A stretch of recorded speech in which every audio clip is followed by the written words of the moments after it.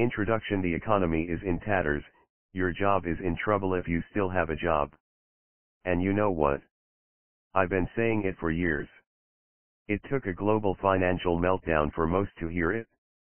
But this book isn't about how or why everything has gone to hell in a handbasket. It's about why this bad news turns out to be very good news if you know what to do about it. I learned about business from two people: my father, who was a very well-educated, highly placed government employee, and my best friend's father, who was an 8th grade dropout and self-made millionaire. My real father suffered financial problems his entire life and died with little to show for all the long years of hard work. My best friend's dad became one of the richest men in Hawaii. I thought of these two men as my poor dad and my rich dad. I loved and admired my real dad very much, and vowed that I would help as many people as possible avoid suffering the kinds of indignities and failures that plagued his path. After I left home, I had all kinds of experiences. I served in the Marines as a helicopter pilot in Vietnam. I went to work for Xerox, starting out as their worst salesperson and leaving 4 years later as their best. After leaving Xerox, I developed several multimillion-dollar international businesses and was able to retire at the age of 47 to pursue my passion to teach others how to build wealth and live the lives they dream of living, instead of settling for mediocrity and sullen resignation. In 1997, I wrote about my experiences in a little book. I must have touched a chord with at least a few readers. Rich Dad Poor Dad shot to the top of the New York Times bestseller list and stayed there for more than 4 years, and has been described as the best-selling business book of all time. Since then, I've put out a whole series of Rich Dad books, and although each one has a slightly different focus, they all deliver the exact same message as that first book, and it's the message at the heart of this book you now hold in your hands. Take responsibility for your finances or get used to taking orders for the rest of your life. You're either a master of money or a slave to it. Your choice. 11. Introduction. I was incredibly fortunate in my life to have experiences and mentors that showed me how to build genuine wealth. As a result, I was able to retire completely from any need to work ever again. Up until that time, I was working to build my family's future. Since then, I've been working to help build yours. For the past 10 years, I have devoted my life to finding the most effective and practical ways to help people transform their lives in the 21st century by learning how to build genuine wealth. Through our Rich Dad books, my partners and I have written about many different types and forms of enterprise and investment. But during these years of intensive research, I have come across one business model in particular that I believe holds the greatest promise for the largest number of people to get control of their financial lives, their futures, and their destinies. One more thing. When I say genuine wealth, I'm not talking about money alone. Money is part of it, but it's not the whole. Building genuine wealth is as much about the builder as it is about the built. In this book, I'm going to show you why you need to build your own business, and exactly what kind of business. But this isn't just about changing the type of business you're working with, it's also about changing you. I can show you how to find what you need to grow the perfect business for you, but for your business to grow, you will have to grow as well. Welcome to the business of the 21st century. 12 Part 1. Take control of your future. Why you need to have a business of your own. Chapter 1. The rules have changed. We live in troubled times. The last few years have brought us a steady parade of fear and panic in the headlines, boardrooms, and kitchen tables across America. Globalization, outsourcing, downsizing, foreclosures, subprime mortgages and credit default swaps, Ponzi schemes, Wall Street fiascos, recession, it's just one piece of bad news after another. During the first few months of 2009, U.S. company layoffs reached about 250,000 per month. As I write this in late 2009, unemployment is at 10.2% and still rising, and underemployment, where your job stays in place but your hours and pay are drastically cut back, is even worse. The rampant decline in gainful employment is a ravaging epidemic to which few are immune. From executives and middle managers to administration employees and blue-collar workers, from bankers to retail clerks, all are at risk. Even the healthcare industry, until recently considered a job-safe zone, is trimming away significant chunks of its workforce. In a 2009 USA Today survey, 60% of Americans polled said they see today's economic situation as the biggest crisis in their lifetime. In the fall of 2008, a lot of people's retirement portfolios suddenly lost half their value or more. Real estate crashed. What people thought were their solid, reliable assets turned out to be about as solid as water vapor. Job security is gone, a thing of the past. In a 2009 USA Today survey, 60% of Americans polled said they see today's economic situation as the biggest crisis in their lifetime. Of course, you already know all this. But here's what you may not know, none of this is really news. Sure, it took a major economic crisis for people to start waking up to the fact that their livelihoods were at risk. But your income didn't become at risk overnight, it was always at risk. Most of the U.S. population has been living for years on the knife-edge precipice between solvency and ruin, relying on the next paycheck or two to meet each three. Chapter 1. The rules have changed month's expenses, typically with only a very thin cushion of cash savings or more often, no cushion at all. That paycheck is called trading your time for money, and during a recession, it is the least reliable source of income there is.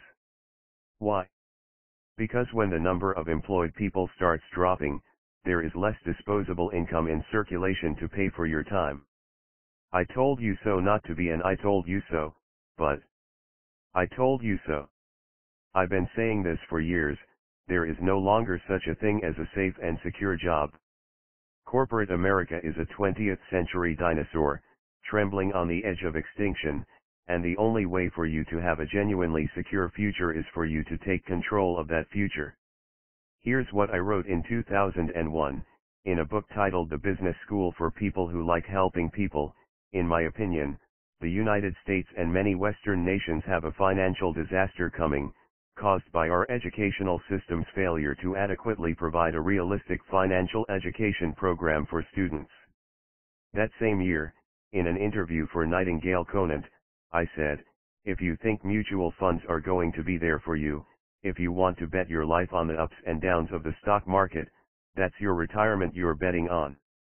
What happens if the stock market goes up and then comes crashing down again when you're 85 years old? You have no control. I'm not saying mutual funds are bad. I'm just saying they're not safe and they're not smart, and I wouldn't bet my financial future on them. Never before in the history of the world have so many people bet their retirement on the stock market. That is insane. Do you think Social Security is going to be there to take care of you? Then you also believe in the Easter Bunny. And in an interview I did in March 2005, I said this, the number one strength of a paper asset is its liquidity, and that is also its number one weakness. We all know there's going to be another market crash and we're going to be wiped out again. Why would you do that? So what just happened? There was another market crash and many people got wiped out again. Why? Because our habits and mindset caught up with us. In 1971, the American economy went off the gold standard.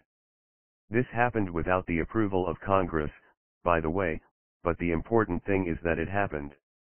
Why is that significant? Because it cleared the way for us to start printing for the business of the 21st century more and more money, as much as we liked, without it being tied to any actual, hard, real value. This shift away from reality opened the gates for the biggest economic boom in history. Over the next 3.5 decades, the American middle class exploded. As the dollar devalued and the on-the-books value of real estate and other assets inflated, ordinary people became millionaires. Suddenly credit was available to anyone, anytime, anywhere, and credit cards began popping up like mushrooms after a spring rain. To pay off those credit cards, Americans started using their homes as ATMs, refinancing and borrowing and refinancing. After all, Real estate always keeps going up in value, right? Wrong.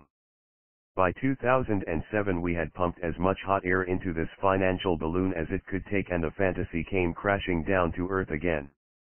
And it wasn't just Lehman Brothers and Bear Stearns that collapsed.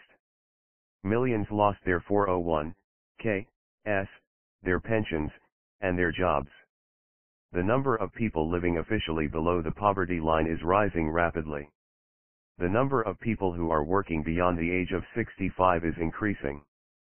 In the 1950s, when General Motors was the most powerful corporation in America, the press picked up a statement by GM's president and turned it into a slogan that carried for decades: as GM goes, so goes the nation. Well, folks, that may not be all good news, because where GM went in 2009 was into bankruptcy, and by that same summer, the state of California was paying its bills with EIS instead of cash. Right now, the percentage of Americans who own their homes is dropping. Mortgage foreclosures are at an all-time high. The number of middle-class families is dropping. Savings accounts are smaller, if they exist at all, and family debt is greater. The number of people living officially below the poverty line is rising rapidly. The number of people who are working beyond the age of 65 is increasing. The number of new bankruptcies is going through the roof. And many Americans do not have enough to retire, not even close. Has all this bad news got your attention? Sure it has, and you're not alone.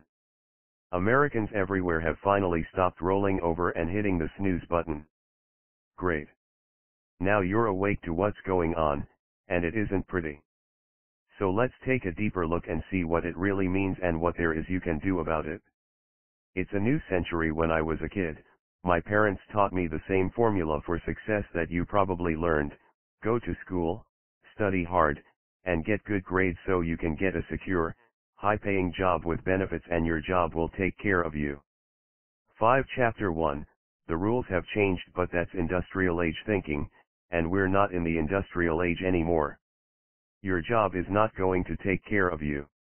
The government will not take care of you. Nobody's going to take care of you. It's a new century, and the rules have changed. My parents believed in job security, company pensions, Social Security, and Medicare. These are all worn out, obsolete ideas left over from an age gone by. Today job security is a joke, and the very idea of lifetime employment with a single company, an ideal so proudly championed by IBM in its heyday, is as anachronistic as a manual typewriter. Many thought their 401(k) retirement plans were safe. Hey, they were backed by blue-chip stocks and mutual funds. What could go wrong? As it turned out, everything could go wrong. The reason these once sacred cows no longer give any milk is that they are all obsolete. Pensions, job security, retirement security, it's all industrial age thinking. We're in the information age now, and we need to use information age thinking. Fortunately, people are starting to listen and learn. It's a shame that it takes suffering and hardship to bring the lesson home, but at least the lessons are hitting home. Every time we experience a major crisis, the dot-com bust, the economic aftermath of 9/11, the financial panic of 2008, and recession of 2009, more people realize that the old safety nets just won't hold up anymore. The corporate myth is over. If you've spent years climbing the corporate ladder, have you ever stopped to notice the view? What view, you ask? The rear end of the person in front of you. That's what you get to look forward to. If that's the way you want to view the rest of your life, then this book probably isn't for you. But if you are sick and tired of looking at someone else's behind, then read on. Don't be fooled again. As I write this, unemployment is still on the rise. By the time you read these words, who knows? The situation may have changed. Don't be fooled. When employment and real estate values turn around and credit loosens up again, as they inevitably will, don't be lulled into that same old sense of false security that got you and the rest of the world into this mess in the first place. In the summer of 2008, gas prices were soaring over $4 a gallon. SUV sales sank like a stone, and suddenly everyone was on the small car and hybrid bandwagon. But look what happened next. By 2009, gas prices had fallen back down below $2, and so help me, people started buying SUVs again. What? Do we really think fuel prices are going to stay nice and low? That gas prices are down for good now, and therefore gas guzzlers make perfect sense to buy. Can we really be that short-sighted? I'm trying to be nice here. The word I was going to use was stupid. Unfortunately, the answer is yes. We aren't just fooled once, we let ourselves be fooled over and over again. We all grew up hearing the fable of the ant and the sixth business of the 21st century grasshopper, but the overwhelming majority of us keep living with the foresight of a grasshopper anyway. Don't be distracted by the headlines. There is always some idiotic buzz going on that tries to pull your attention away from the serious business of building your life. It's just noise. Whether it's terrorism, recession, or the latest election cycle scandals, it's got nothing to do with what you need to be doing today to build your future. During the Great Depression, there were people who made fortunes. And during the greatest boom times, like the real estate surge of the 80s, there were millions and millions of people who neglected to take charge of their future, who ignored everything I'm going to share with you in this book and ended up struggling or broke. Most of them, in fact, are still struggling or broke today. The economy is not the issue. The issue is you. Are you angry at the corruption in the corporate world? At Wall Street and the big banks that let this happen? At the government for not doing enough, or for doing too much, or for doing too much of the wrong things and not enough of the right things? Are you angry at yourself for not taking control sooner? Life is tough. The question is, what are you going to do about it? Moaning and groaning won't secure your future. Neither will blaming Wall Street, the big bankers, corporate America, or the government. If you want a solid future, you need to create it. You can take charge of your future only when you take control of your income source. You need your own business. 7 Chapter 2 The Silver Lining. On July 13, 2009, Time magazine ran a piece on page 2 they called 10 Questions for Robert Kiyosaki. One of the questions asked of me was this: are there opportunities to create new companies in this turbulent economy? Are you kidding? Was my first thought. Here is how I answered: this is the best time. When times are bad is when the real entrepreneurs emerge. Entrepreneurs don't really care if the market's up or down. They're creating better products and better processes. So when somebody says, oh, there's less opportunity now, it's because they're losers. You've heard an awful lot of bad news about the economy. Ready for the good news? Actually, the bad news is the good news. I'll tell you the same thing I told Time magazine: a recession is the best time to start your own business.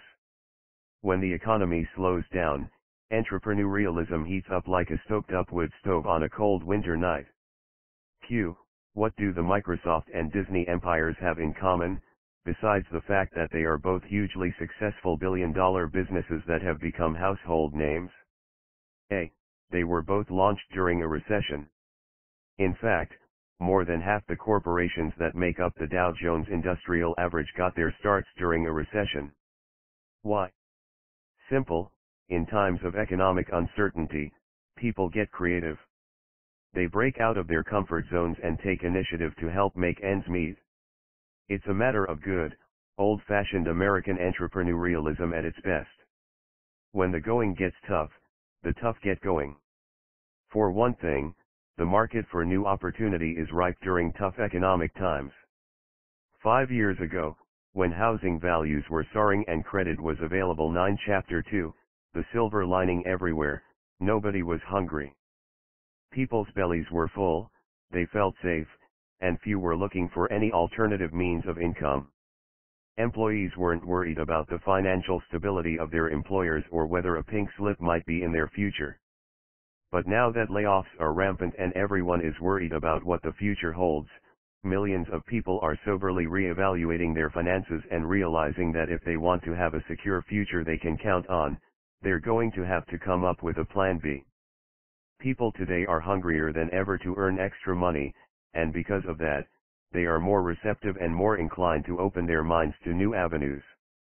In fact, this was true even before the recent economic meltdown.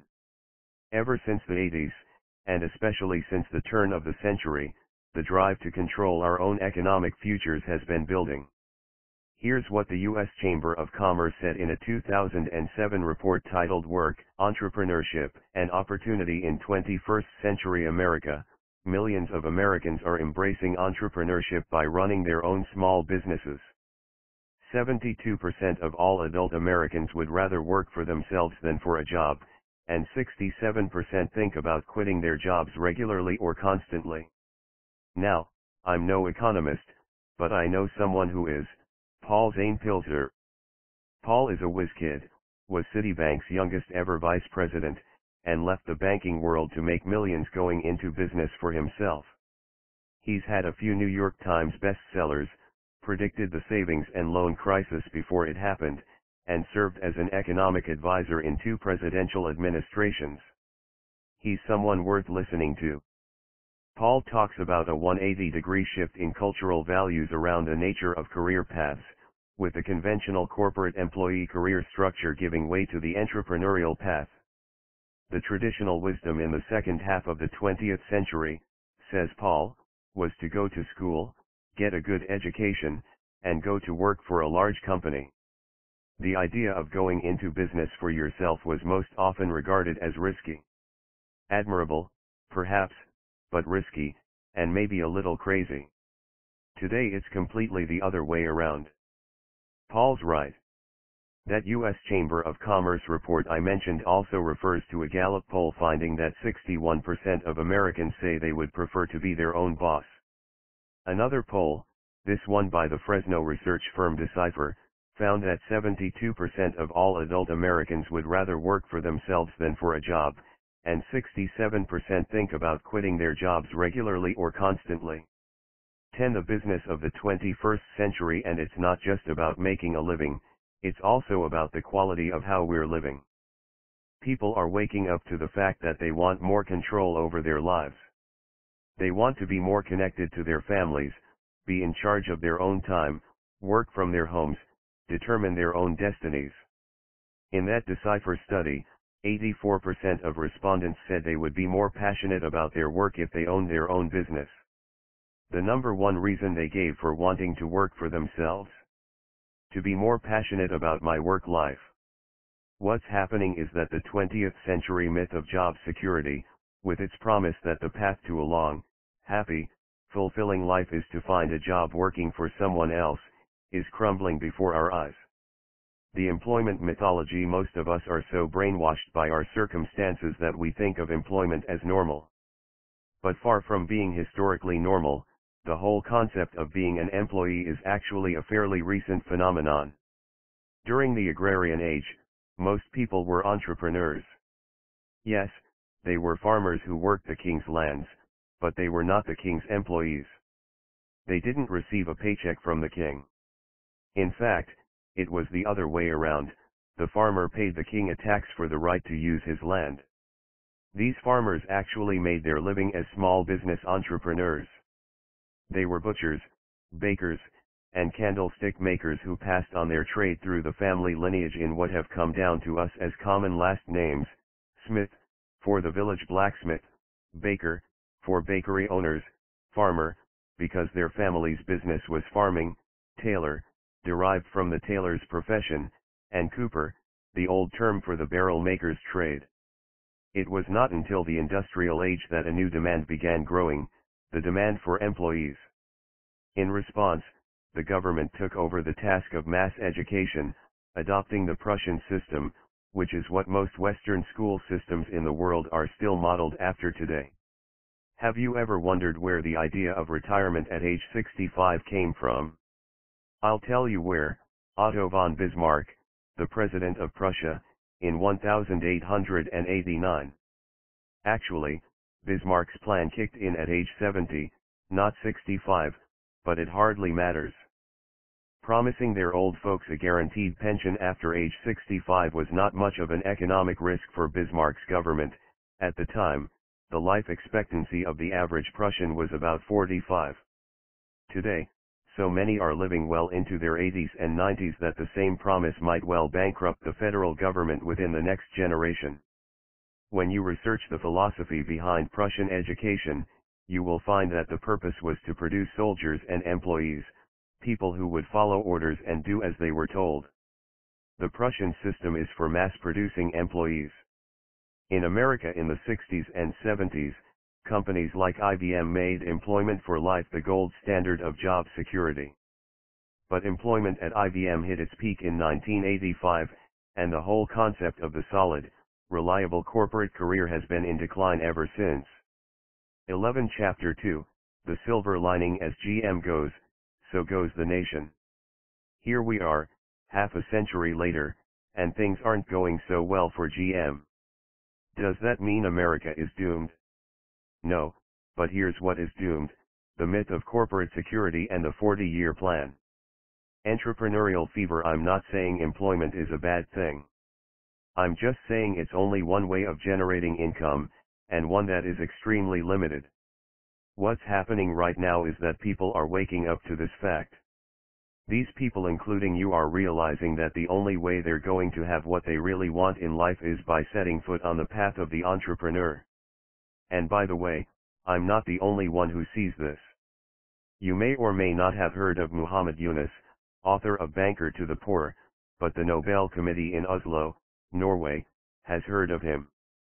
They gave him the Nobel Peace Prize in 2006 for his concept of microcredit for third-world entrepreneurs. All people are entrepreneurs, says Yunus, but many don't have the opportunity to find that out. Entrepreneurial fever has been kicking into high gear, because when the economy slows down, entrepreneurial activity heats up. In fact, entrepreneurs flourish in down times. He said that before the economy started tanking in 07 and 08, and in the wake of all the financial bad news, more and more people are actively seeking the opportunity to do exactly what Mr. Yunus is talking about. Entrepreneurial fever has been kicking into high gear, because when the economy slows down, entrepreneurial activity heats up. In fact, entrepreneurs flourish in down times. In times of uncertainty, we look for other ways to generate income. When we know we can't rely on employers, we begin to look to ourselves. We start thinking maybe it's time to break out of our comfort zones and get creative to help make ends meet. A U.S. Federal Reserve survey shows that the average household net worth for entrepreneurs is 5 times that of conventional employees. That means entrepreneurs are 5 times more likely to come out of this downturn unscathed and even stronger than before, because they've created their own strong economy. A recent survey found that most U.S. voters view entrepreneurship as the key to solving the current economic crisis. History has repeatedly demonstrated that new companies and entrepreneurship are the way to bolster a flagging economy, said the survey's executive director. No kidding. 12. The business of the 21st century may be those most U.S. voters who say they believe that will actually get off their duffs and do something about it.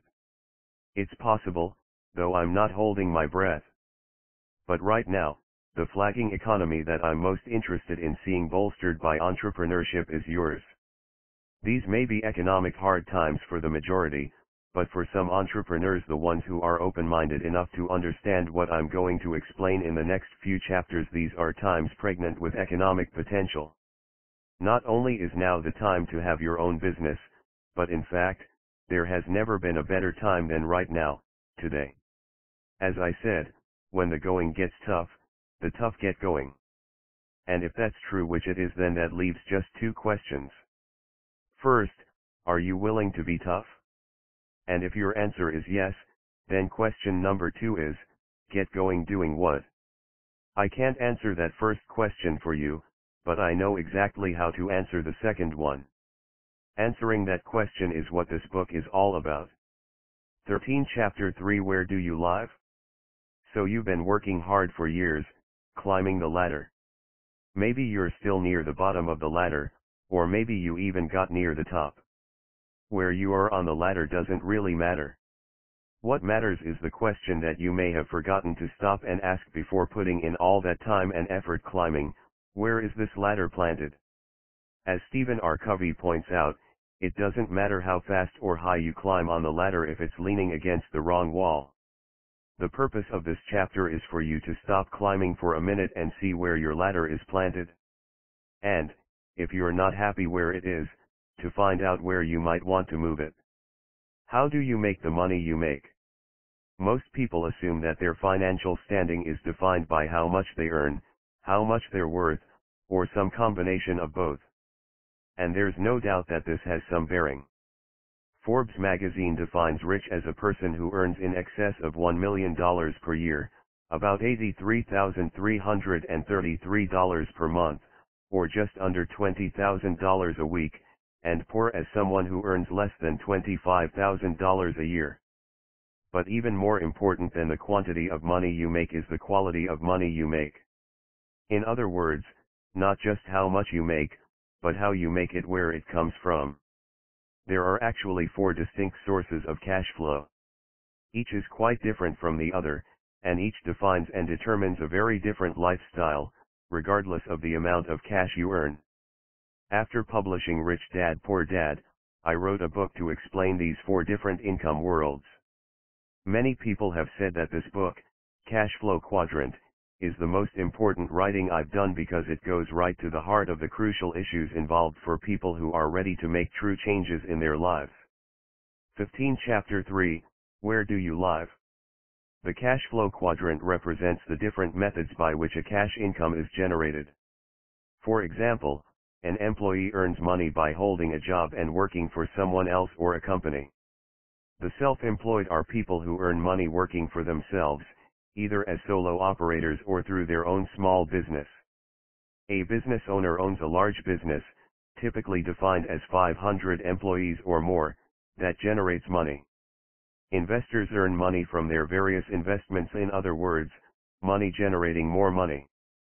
E equals employee, S equals self-employed or small business owner, B equals business owner, I equals investor. Which quadrant do you live in? In other words, from which quadrant do you receive the majority of the income on which you live? The E quadrant. The overwhelming majority of us learn, live, love, and leave this life entirely within the E quadrant. Our educational system and culture train us, from the cradle to the grave, in how to live in the world of the E quadrant. The operating philosophy for this world is what my poor dad, my real father, taught me, and what you probably learned, too, when you were growing up: go to school, study hard and get good grades, and get a good job with benefits at a great company. The S quadrant. Driven by the urge for more freedom and self-determination, a lot of people migrate from the E quadrant to the S quadrant. This is the place where people go to strike out on their own and pursue the American dream. The S quadrant includes a huge range of earning power, all the way from the teenage freelance babysitter or landscaper just starting out in life to the highly paid private practice lawyer, consultant, or public speaker. But whether you're earning $8 an hour or $80,000 a year, the S quadrant is typically a trap. You may have thought you were firing your boss, but what really happened is that you just changed bosses. You are still an employee. The only difference is that when you want to blame your boss for your problems, that boss is you. The S quadrant can be a thankless and difficult place to live. Everyone picks on you here. The government picks on you. You spend one full day a week just in tax compliance. Your employees pick on you, your customers pick on you, and your family picks on you because you never take any time off. How can you? If you do, you lose ground.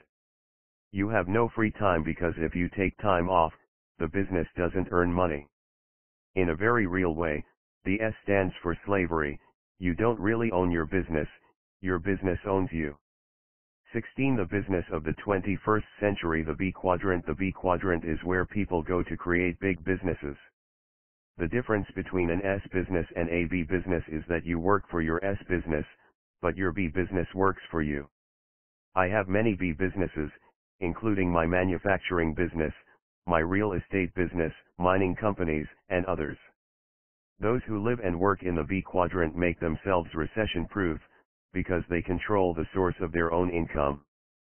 The I quadrant. This is not rocket science. My rich dad taught me to live in the I quadrant by playing Monopoly, and we all know how that works. 4 green houses, 1 red hotel, 4 green houses, 1 red hotel. Changing jobs is not changing quadrants. Now let me explain why it's so important to understand these different quadrants. How often have you heard someone complain about their job, then decide to make a change, only to end up a few years later with the same old complaints? I keep working harder and harder, but I'm just not getting ahead. Every time I get a raise, it gets eaten up by taxes and higher expenses.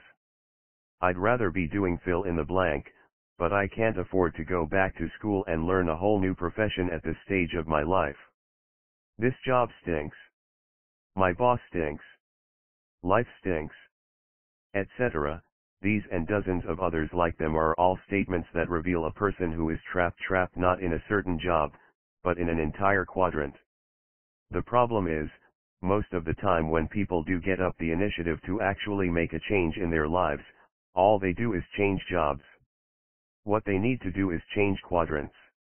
Breaking away from those typical job structures and creating your own stream of income puts you in the best position to weather an economic storm, simply because you are no longer dependent on a boss or on the economy to determine your annual income.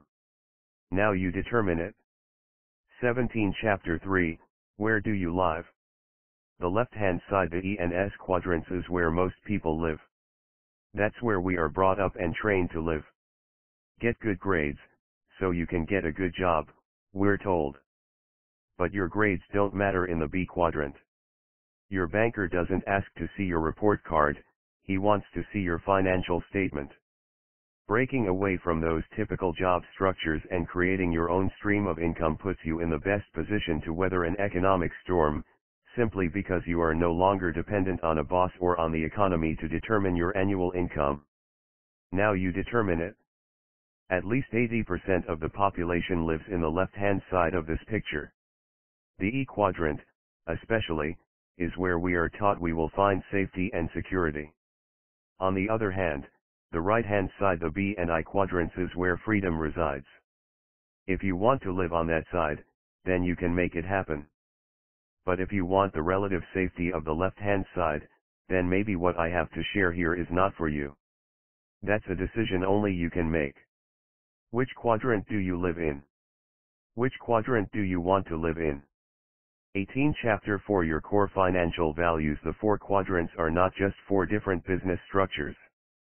It's even more about 4 different mindsets. Which quadrant you choose to earn your primary income from has less to do with external circumstances, your education, training, the economy, what appear to be the available opportunities around you, and much more to do with who you are at your core, your strengths, weaknesses, and central interests. It is a matter of your core financial values. It is these core differences that attract us to or repel us from the different quadrants. This is important to grasp because it means that shifting from the E or S quadrant over to the B quadrant isn't as simple as filling out a change of address form at the post office. You not only change what you do, but in a very real way, you also change who you are. Or at least, how you think. Some people may love being employees, while others hate it. Some people love owning companies, but do not want to run them. Certain people love investing, while others see only the risk of losing money. Most of us are a little of each of these characters. It is also important to note that you can be rich or poor in all of the 4 quadrants. There are people who earn millions and people who go bankrupt in each of the quadrants. Living in any one quadrant does not in itself necessarily guarantee financial success. You can tell which quadrant people are living in by listening to their words. When I was 9 years old, I began sitting in with my rich dad when he interviewed people for possible hiring. From these interviews, I learned to listen for people's core values that my rich dad said came from their souls. Here are some key phrases that emerge from each quadrant, along with a snapshot of the core values of each. Wealth Building Security Independence Financial Freedom 19 Chapter 4, Your Core Financial Values E-Quadrant Values. I am looking for a safe, secure job with good pay and excellent benefits. For someone living in the E-Quadrant, the core value is security. You might be the top earning vice president of a company yet still share the same core values as the company's janitor, who earns a tenth of your salary. A person in the E-Quadrant, regardless if he is the janitor or the president, often thinks or says words such as, I am looking for a safe, secure job with benefits. Or, how much do we get for overtime? Or, how many paid holidays do we have? When I'm having a conversation with someone in the E-Quadrant and I talk about how much I love starting my own businesses, he may say, yeah, but isn't that risky? We each see life from our own core values. What is exciting for me is frightening to someone else. This is why, when I'm in the company of people who live in the E and S quadrants, I usually talk about the weather, sports, or what is on television. S quadrant values: if you want something done right, do it yourself. For people in the S quadrant, the core value is independence. They want the freedom to do what they want. When a person says, I'm going to quit my job and go out on my own, the path taken is from the E quadrant to the S quadrant. People found in the S quadrant are small business owners, mom and pop businesses, specialists, and consultants. For example, I have a friend who installs big screen televisions, phone systems, and security systems in rich people's homes. He has a staff of 3 and is happy to be the boss of just 3 people. He is a hardcore, hard-working commission salespeople, such as real estate agents and insurance brokers, are in the S quadrant. The S quadrant is also filled with professional people, such as doctors, lawyers, and accountants who do not belong to a large medical, legal, or accounting firm. People living in the S quadrant often take great pride in the work of their own hands or brains. If they had a theme song, it would be either, Nobody Does It Better or My Way. Yet, behind the facade of independence, you will often find a lack of trust at the core of this person's approach to business, which also means his approach to life, because how we view our business tends to be how we view everything. An S is often paid by commission or by the amount of time spent on a job. For example, an S may be heard saying words such as, my commission is 6% of the total purchase price. Or, I charge $100 an hour.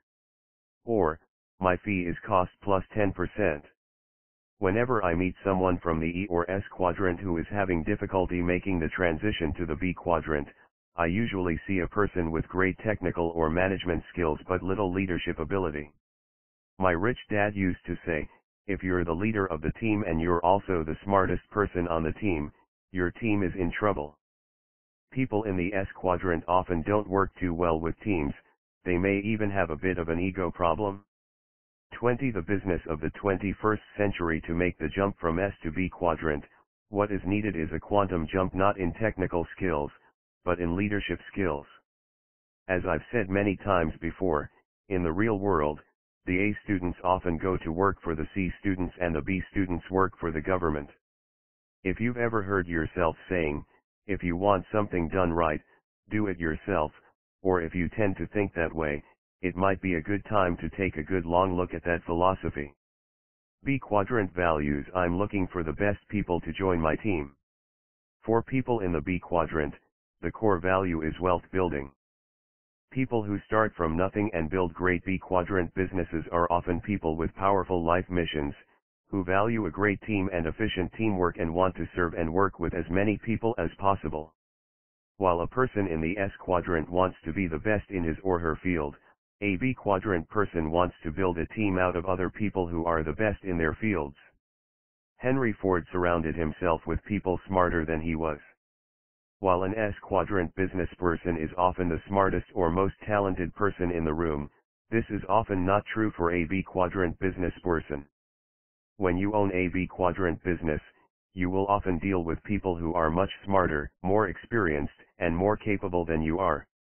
My rich dad had no formal education, but I watched him deal with bankers, lawyers, accountants, investment advisors, and experts, many of whom had advanced degrees. In raising money for his businesses, he often dealt with people who were far richer than he was. If he had lived by the motto, "If you want something done right, do it yourself," he would have ended up a complete failure. When it comes to being paid, a true B quadrant person can leave his or her business and still get paid. In most cases, if someone in the S quadrant stops working, the income stops also. Therefore, a question you may want to ask yourself now is, if I stop working today, how much income continues to come in? If your income stops in 6 months or less, then, chances are, you are in the E or S quadrants. A person in the B or I quadrants can stop working for years and the money will continue to come in.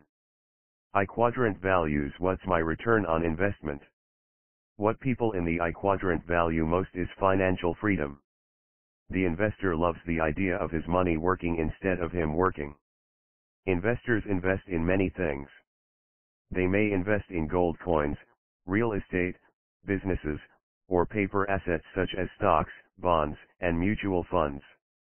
If your income comes from company or government retirement plans, rather than your own personal investing knowledge, then that is income from the E21 Chapter 4, your core financial values quadrant. In other words, your boss, or the business is still paying its bill for your years of service. Words an investor might be heard saying are, "I'm receiving a 20% return on my assets," or, "Show me the company's financials," or, "How much deferred maintenance is on the property?" Different quadrants, different investors in today's world. We all need to be investors. However, our school systems do not teach us much about investing. Oh, I know that some schools teach stock picking, but to me, that is not investing, that's gambling. Years ago, my rich dad pointed out to me that most employees invest in mutual funds or savings. He also said, just because you're successful in one quadrant, such as the E, S, or B, does not mean you will be successful in the I quadrant. Doctors are often the worst investors. My rich dad also pointed out to me that different quadrants invest in different ways. For example, a person in the S quadrant might be heard saying, "I don't. If you want to get rich, you're going to have to move. You don't need a new job, you need a new address. Invest in real estate because I don't want to fix toilets." A person in the B quadrant addressing the same investment challenge might say, "I want to hire a good property management company to fix my toilets at night." In other words, an S quadrant investor will think he has to do the property maintenance on his own, and a B quadrant investor will hire another company to do the property maintenance for him. Different people, different mindsets, different quadrants, different values. By now, you've probably figured out where I'm going with this. It comes down to a pretty simple thing: if you want to get rich, you're going to have to move.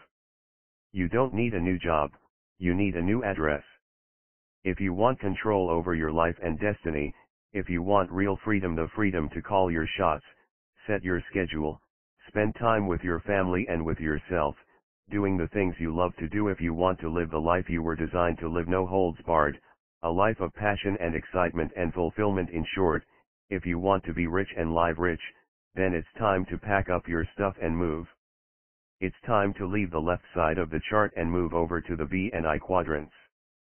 22 Chapter 5 The Mindset of an Entrepreneur. After finishing college, I enrolled in a traditional business school to pursue my MBA so I could be a trained and educated entrepreneur. I lasted 9 months before dropping out. Needless to say, I did not receive my MBA upon leaving. These days, business schools often invite me to come speak to their students in classes on entrepreneurship. I probably don't need to point out that I sometimes find this ironic. Common questions these students ask me are, how do I find investors, and how do I raise capital? I understand the questions, because they haunted me when I left the security of a traditional job and became an entrepreneur myself. I had no money, and no one wanted to invest with me. The big venture capital firms were not knocking on my door. So what do I tell these business school students? I tell them, you just do it. You do it because you have to do it. If you don't, you are out of business. You do not have to raise the capital to create your business, because that has already been done for you. But you do have to build your business. Today, even though I have enough money, all I do is raise capital. For an entrepreneur, that is job number one. We raise capital from three groups of people: customers, investors, and employees. Your job as an entrepreneur is to get your customers to buy your products.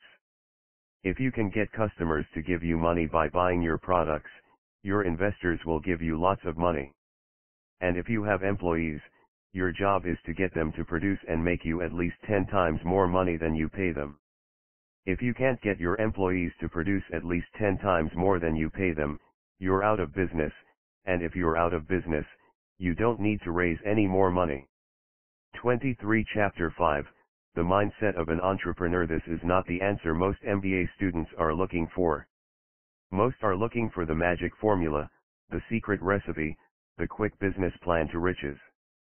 This doesn't seem to be the answer their instructors are hoping I'll give, either, because I notice them squirming when I say this stuff. Why? Because while they teach entrepreneurship, most of them are not themselves entrepreneurs, which is why they have a steady teaching job with a steady paycheck and are hoping for tenure. My point is not that you have to raise money. In fact, in the business model I'm going to share with you in this book, you do not have to raise the capital to create your business, because that has already been done for you. But you do have to build your business. My point is that this is what defines an entrepreneur: you make things happen. You pull yourself out of the rows of passenger seats, walk to the head of the bus, and get behind the wheel of your life.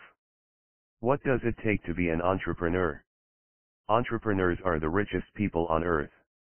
We know the names of the famous entrepreneurs: Richard Branson and Donald Trump, Oprah Winfrey and Steve Jobs, Rupert Murdoch and Ted Turner. But most wealthy entrepreneurs are people you and I will never hear of, because they don't command media attention, they just quietly live rich lives. I often hear people debate the question, are entrepreneurs born or can they be developed? Some think it takes a special person or a certain magic to be an entrepreneur. To me, being an entrepreneur is not that big a deal, you just do it. Let me give you an example. There's a teenager in my neighborhood who has a thriving babysitting business and hires her junior high classmates to work for her. She is an entrepreneur. Another young boy has a handyman business after school. He is an entrepreneur. Most kids have no fear, while for most adults, that's all they do have. It takes courage to discover, develop, and donate your genius to the world. Today, there are millions of people who dream of quitting their jobs and becoming entrepreneurs, running their own businesses. The problem is, for most people, their dream is just a dream. So the question is, why do so many fail to go for their dream of becoming an entrepreneur? I have a friend who is a brilliant hairstylist. When it comes to making women look beautiful, he is a magician. For years, he's talked about opening his own salon. He has big plans, but sadly, he still remains small, running a single chair in a large salon, constantly at odds with the owner. Another friend has a wife who became tired of being a flight attendant. 2 years ago, she quit her job and went to school to become a hairstylist. A month ago, 24, the business of the 21st century, she had a grand opening for her salon. It is a spectacular environment and she has attracted some of the best hairstylists to work there. When the first friend heard about her salon, he said, "How can she open a salon? She has no talent. She is not gifted. She wasn't trained in New York like I was. And besides, she doesn't have any experience. I give her a year and she's going to fail. Maybe she will fail. Statistics show that 90% of all businesses fail in the first 5 years. On the other hand, maybe she won't. The point is that she's doing it. She has grasped the impact that courage has in shaping our lives.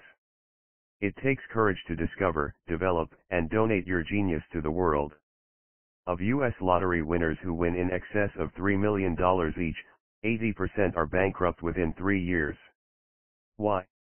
Because money alone does not make you rich. These people may add numbers to their checking accounts, but the mere numbers do not make them rich, because they do not change how they think. Your mind is infinite. It's your doubts that are limiting. Ayn Rand, the author of Atlas Shrugged, said, "Wealth is the product of man's capacity to think." So if you are ready to change your life, I'm going to introduce you to an environment that will allow your brain to think and you to grow richer. What do you want to be when you grow up? When I was a kid, my real dad often told me go to school and get good grades so I could get a safe, secure job. He was programming me for the E quadrant. My mother would urge me to consider becoming a doctor or lawyer. That way you'll always have a profession to fall back on. She was programming me for the S quadrant. My rich dad told me that if I wanted to grow up to become rich, I should become a business owner and an investor. He was programming me for the B and I quadrants. When I returned from Vietnam, I had to make up my mind which advice I would listen to. You are faced with the same choice. One reason you want to create your own business is to get your dignity back. Don't underestimate the importance of this reason. The world is full of bullies and small-minded people, and whether they are your boss, your manager, your neighbor, or even your friend, you don't want them pushing you around anymore. You want to take control of your life. You want to have the courage not to care when other people bully you around.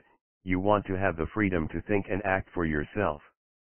A Maserati mind. Now let's ask that question again, where do you live? Now you can appreciate what shifting from one cash flow quadrant to another means. It's not just a different structure. It's a different approach to life. Yes, it's about the business, but at the same time, it's not really about the business. That's only the external form. Putting a horse farmer behind the wheel of 25 Chapter 5, the mindset of an entrepreneur. A Maserati doesn't make him a racing car driver. He needs the skills, the training, and, most important, the mindset of a racing car driver. The same is true of your financial life. You need to adopt the mindset of an entrepreneur. That mindset comes down to this: an entrepreneur is self-determining. One of the beauties of the business of the 21st century is that all the groundwork of the business is already done for you. You make things happen, which means you don't get to blame anyone or anything outside yourself. Not that you're going to have to do it all yourself from the ground up, like I did with my businesses. No, one of the beauties of the business of the 21st century is that all the groundwork of the business is already done for you, and you get to have experienced leaders committed to your success to guide you. But make no mistake, if it's going to happen for you, you are going to be the one who makes it happen. And for that to happen, you need to have the mindset of an entrepreneur. If you don't, then no matter how good the business is or how great your teachers are, the business is going to have a tough time getting results. The business model we'll explore in part 2 of this book is a Maserati, but you are the one behind the wheel. First and foremost, it's about you. Are you prepared to take the wheel? Do you have what it takes? 26 Chapter 6. It's time to take control. It was 1985 and my wife, Kim, and I were homeless. We were unemployed and had little money left from savings. Our credit cards were exhausted and we lived in an old brown Toyota with reclining seats that served as beds. At the end of a week of sleeping in our car, the harsh reality of who we were, what we were doing, and where we were headed began to sink in. After a friend realized our desperate situation, she offered us a room in her basement. When friends and family were informed of our plight, the first question was always, "Why don't you just get a job?" At first we attempted to explain, but we had a hard time clarifying our reasons to our well-meaning inquisitors. When you're talking to someone who values having a job, it is difficult to explain why you might not want a job. We occasionally earned a few dollars doing a few odd jobs here and there. But we did that only to keep food in our stomachs and gas in our house, I mean, our car. I must admit that during moments of deep personal doubt, the idea of a safe, secure job with a paycheck was appealing.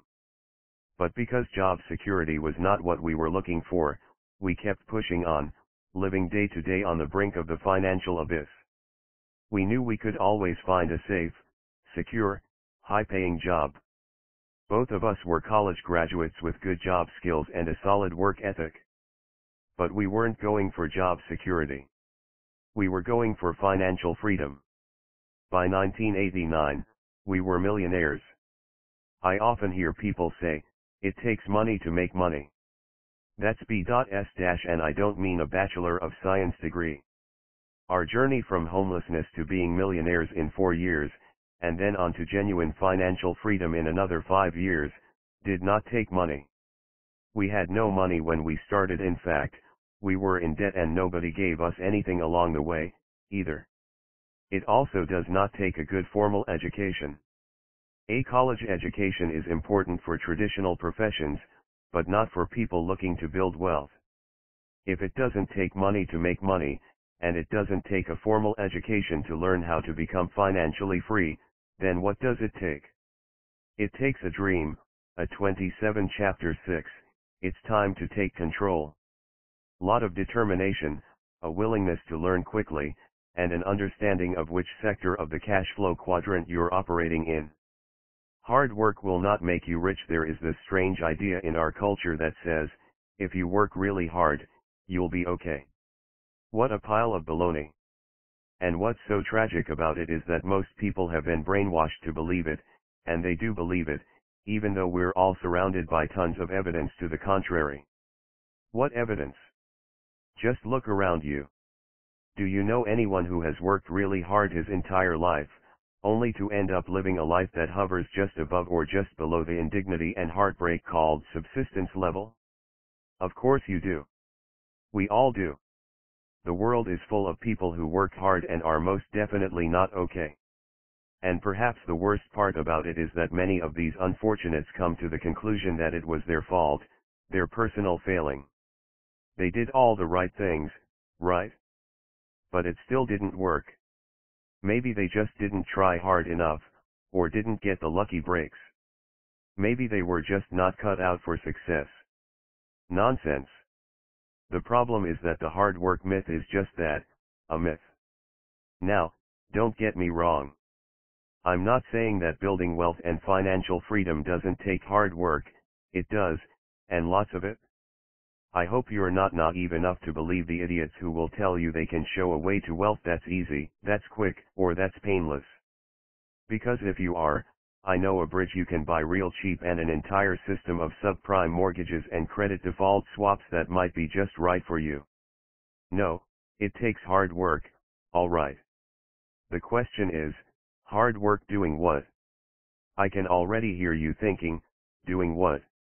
Making money, of course. But not so fast, because here's the cold, hard truth lurking behind that sad error of our culture's thinking: working hard at making money will never create wealth. People who work for income work harder and harder, only to be taxed more and more. Forget working hard at making money, all you'll do is spend it, and then have to work hard all over again.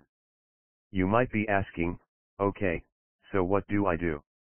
You take control. Take control of what? After all, most things in life you cannot control, no matter how hard you try. You can't control the market. You can't control employees. You can't control the economy. What can you control? You can control the source of your income.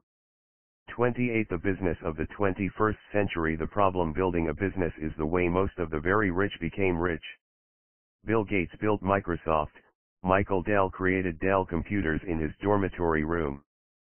Still, historically, there have been very few people who have truly lived in the B quadrant. The B quadrant is the best place to begin generating genuine wealth, but at the same, there are some barriers to entry that have kept most people out. For one thing, most people don't have the cash it takes to start their own business. Today it costs an average of $5 million to start your own business. And for another thing, building your own business from scratch remains the riskiest of all ways to become rich. The failure rate for new businesses is about 90% in the first 5 years, and if your new venture fails, guess who just lost $5 million? In my early years of starting businesses, I failed twice, and while it never pushed me into bankruptcy, and I never got any government bailouts, it did cost me millions of dollars. Typically when you start your own business, you have to make sure your rent, utilities, and the rest of your overhead are paid, your employees are paid, and your suppliers are paid, or you're out of business. So guess who doesn't get paid? You. In the course of starting a new business, and I'm talking here about a successful business, you can easily go 5 to 10 years without taking a paycheck. Remember Kim and me, sleeping in our beat-up Toyota? It wasn't fun. We could have taken jobs that would have immediately put a roof over our heads, but as miserable as it was, and believe me, it was, we chose homelessness over employment because we believed in our dream of being business owners and living in the B quadrant. Most people do not have the mental, emotional, physical, or financial stamina to handle these conditions. It can be brutal, and usually is. What about a franchise? A franchise takes a great part of the risk out of it. With an established franchise like McDonald's or Subway, your odds of success improve significantly, and a lot of the groundwork is done for you.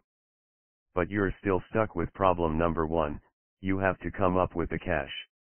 The cost of purchasing one of the better-known franchises can range from $100,000 to $1.5 million or even more, and that's just for the rights to the franchise. Then there are monthly payments to headquarters for training, advertising, and support. And even all this support is still no guarantee of great wealth. Many times a person must continue to pay money to the franchisor or headquarters, even when his or her personal franchise is losing money. Even if you are one of those who succeeds at a franchise, chances are very good that you still won't make any money yourself for the first few years. And 1 in 3 franchises eventually go broke. When my poor dad was 50 years old, he had the temerity to run for governor of Hawaii, and the incumbent he was running against happened to be his boss. Not only did he lose the election, but his boss fired him and told him he'd never work in 29 Chapter 6, it's time to take control. Hawaii again. He took all his savings and used it to buy a popular franchise, one that was billed as a never-lose franchise. The franchise that couldn't lose lost, and so did my dad. In fact, he lost everything. In theory, a franchise is a great idea, but in reality, it's a gamble, and it's a gamble where you have to pony up a fortune just to sidle up to the table and play. The power of passive income. Have you ever used one of those spring-loaded water faucets that some public restrooms install to save water? When you turn the water on, you have to hold the faucet there, because when you let go, it bounces back to the off position. Most people's income source works just like that faucet. You get a little money flowing, and then when you let go, it bounces back to off. You can never build freedom that way. What you want is a money faucet that you can let go of once you've turned it on, because it stays on by itself. It's not just about having income today, tomorrow, and next week, it's about securing your income in perpetuity. This is passive income, also known as residual income, income that continues coming in, over and over, long after you finished expending the effort and capital it took to create the source of the income. Shifting yourself into the B quadrant is a strong step in that direction, but not all businesses will create passive income. If you own a restaurant, you earn income only when you prepare and sell a meal. If your business fixes air conditioners, you earn income only when you provide that service. Even high-salaried doctors and lawyers earn money only when they see patients or clients. If no patients or clients require their knowledge and services in a particular week, the income faucet springs shut again and there's no money coming in that week. What most people need is an avenue to create passive income. Knowing this, Donald Trump and I teamed up to evaluate the many kinds of business structures that can create passive income, and published our results in a book, We Want You to Be Rich. And by the way, that's not just a book title. We do want you to be rich. Wealth is not a zero-sum game. It's not like if you become rich, then you're taking it away from me, or Donald, or anyone else. This is an astonishing and abundant world we live in, and there is way more than enough energy, material, ingenuity, creativity, and ambition to allow every human being on the planet to be wealthy. So what did we discover? We found that one business model stood out from the rest. This particular business model creates passive income, but requires relatively little cash investment to start up. It has very low overhead, and can be operated on a flexible part-time basis until it generates enough cash flow for the entrepreneur to transition out of his current full-time job. That business model is called network marketing, and it's what the rest of this book is all about. 30 Part 2 1 Business 8 Wealth Building Assets 8 Reasons Network Marketing Can Secure Your Future Chapter 7 My years in the business. I need to start here with full disclosure, I've never really been in the business of network marketing. I am not a distributor for or owner of a network marketing company, have no financial interests in any network marketing company, and do not promote any one specific company. But I have been very much in the business for years as a champion and advocate of the network marketing business as a whole, and in this chapter I want to tell you why. I first encountered network marketing in 1975, when a friend invited me to a presentation on a new business opportunity. Since I make it a habit to investigate business and investment opportunities, I agreed to go, although I thought it was a little strange that the business meeting was at a private home rather than in an office. I listened for 3 hours while he talked about the value of building your own business instead of working at a job. I agreed with most of the points he made. At the end of the evening, the friend asked me what I thought about what I'd heard. It's interesting, I replied, but it's not for me. I was already thoroughly involved in the process of building a business. Why would I need to build a business with other people? And besides, it was network marketing. I really had no idea what that meant, but I thought I knew what it meant, and I was sure it held no value for me. Soon after my first network marketing meeting, the sports wallet business that I had started with 2 friends boomed. My 2 years of hard work started paying off. Success, fame, and fortune seemed to pour down upon my 2 partners and me. We had pledged we would all be millionaires by the age of 30, and through our hard work and sacrifice, we had reached our goal. And this was the 1970s, when $1 million was actually worth something. Our company and products were written up in such magazines as Surfer, Runner's World, and Gentleman's Quarterly. We were the hot new thing in the sporting goods world, and business poured in from all over the globe. I was an all-out success. I never gave network marketing another thought, at least, not for the next decade. 33 Chapter 7, My years in the business. The opening of a mind. Over the years that followed, my mind began to open up. That incredibly successful business failed a few years after it started. It was a humbling experience, and a very positive one, because it caused me to look closer at the world around me and to ask questions. More of what my rich dad had taught me began to sink in, and my perspective grew. It was not long before I had built another successful business, and then another, and unlike that first business, these lasted. I came to realize that while personal success is fulfilling, it's much more fulfilling when you can help many others create their own success as well. During those years, I also became powerfully drawn to the idea of not only becoming rich myself, but also finding ways to help others become rich. I came to realize that while personal success is fulfilling, it's much more fulfilling when you can help many others create their own success as well. For the next 15 years, I kept hearing negative things about network marketing, mostly from people I knew. Eventually, I decided to check it out for myself. In the early 1990s, I ran into a friend named Bill who was a retired multimillionaire. We got talking, and lo and behold, Bill told me that he was involved in building a network marketing business. Bill is a very sharp, very savvy guy. I knew he had just completed commercial real estate projects worth over $1 billion. I asked him why on earth he was involved in network marketing. For years, he told me, people have asked me for real estate investment tips. They want to know if they can invest with me. But they can't, because most don't have the $50,000 or $100,000 it takes to get into my level of real estate investments. In fact, many of them have absolutely no money at all. Some are 2 paychecks away from bankruptcy. So they look for these cheap, no money down deals that are often very bad investments.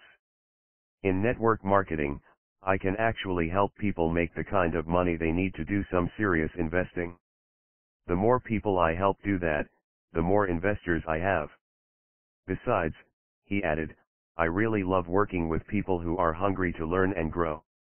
It's a drag working with people who think they already know it all, which is what often ends up happening in my real estate deals.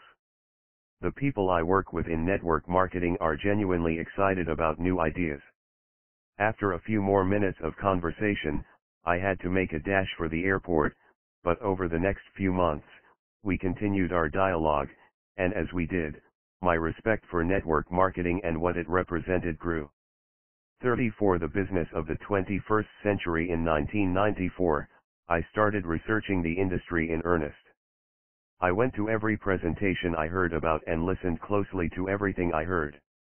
I studied the literature of company after company, looked at their track records, and examined them closely, the way I would do my due diligence on any business venture I was considering investing in.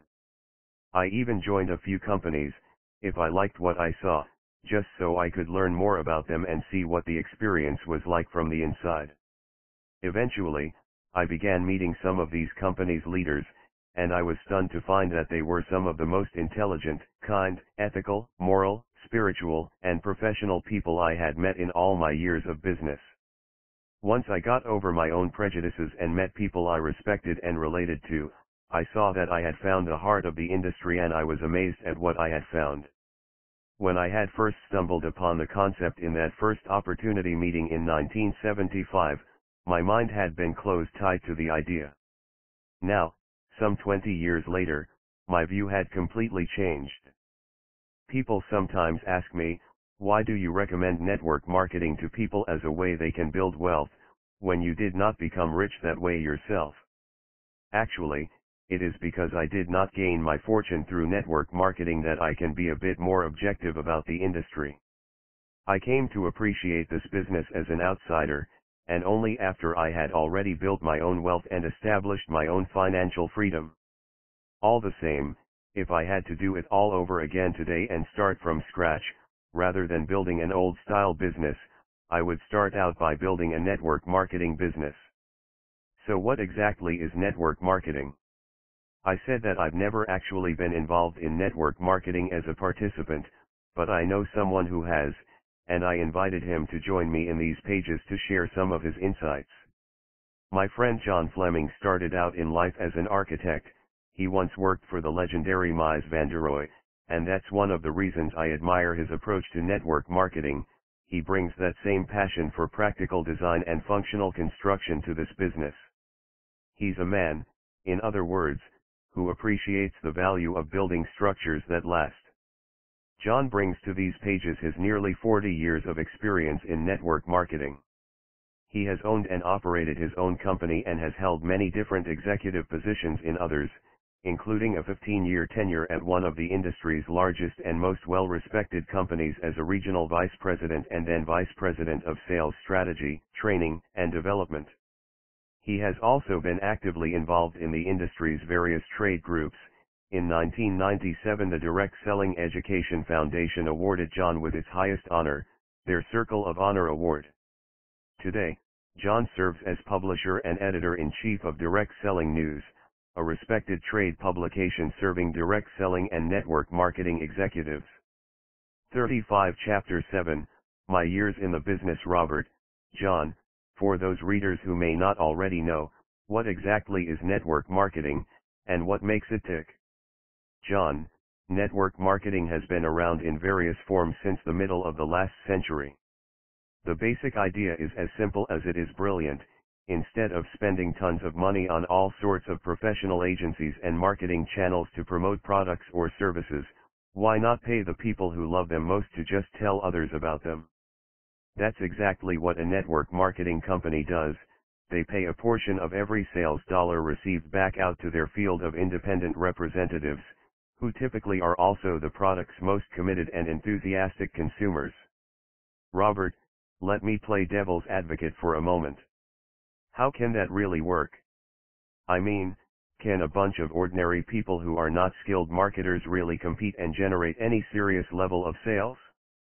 John, actually, that's the beauty of it.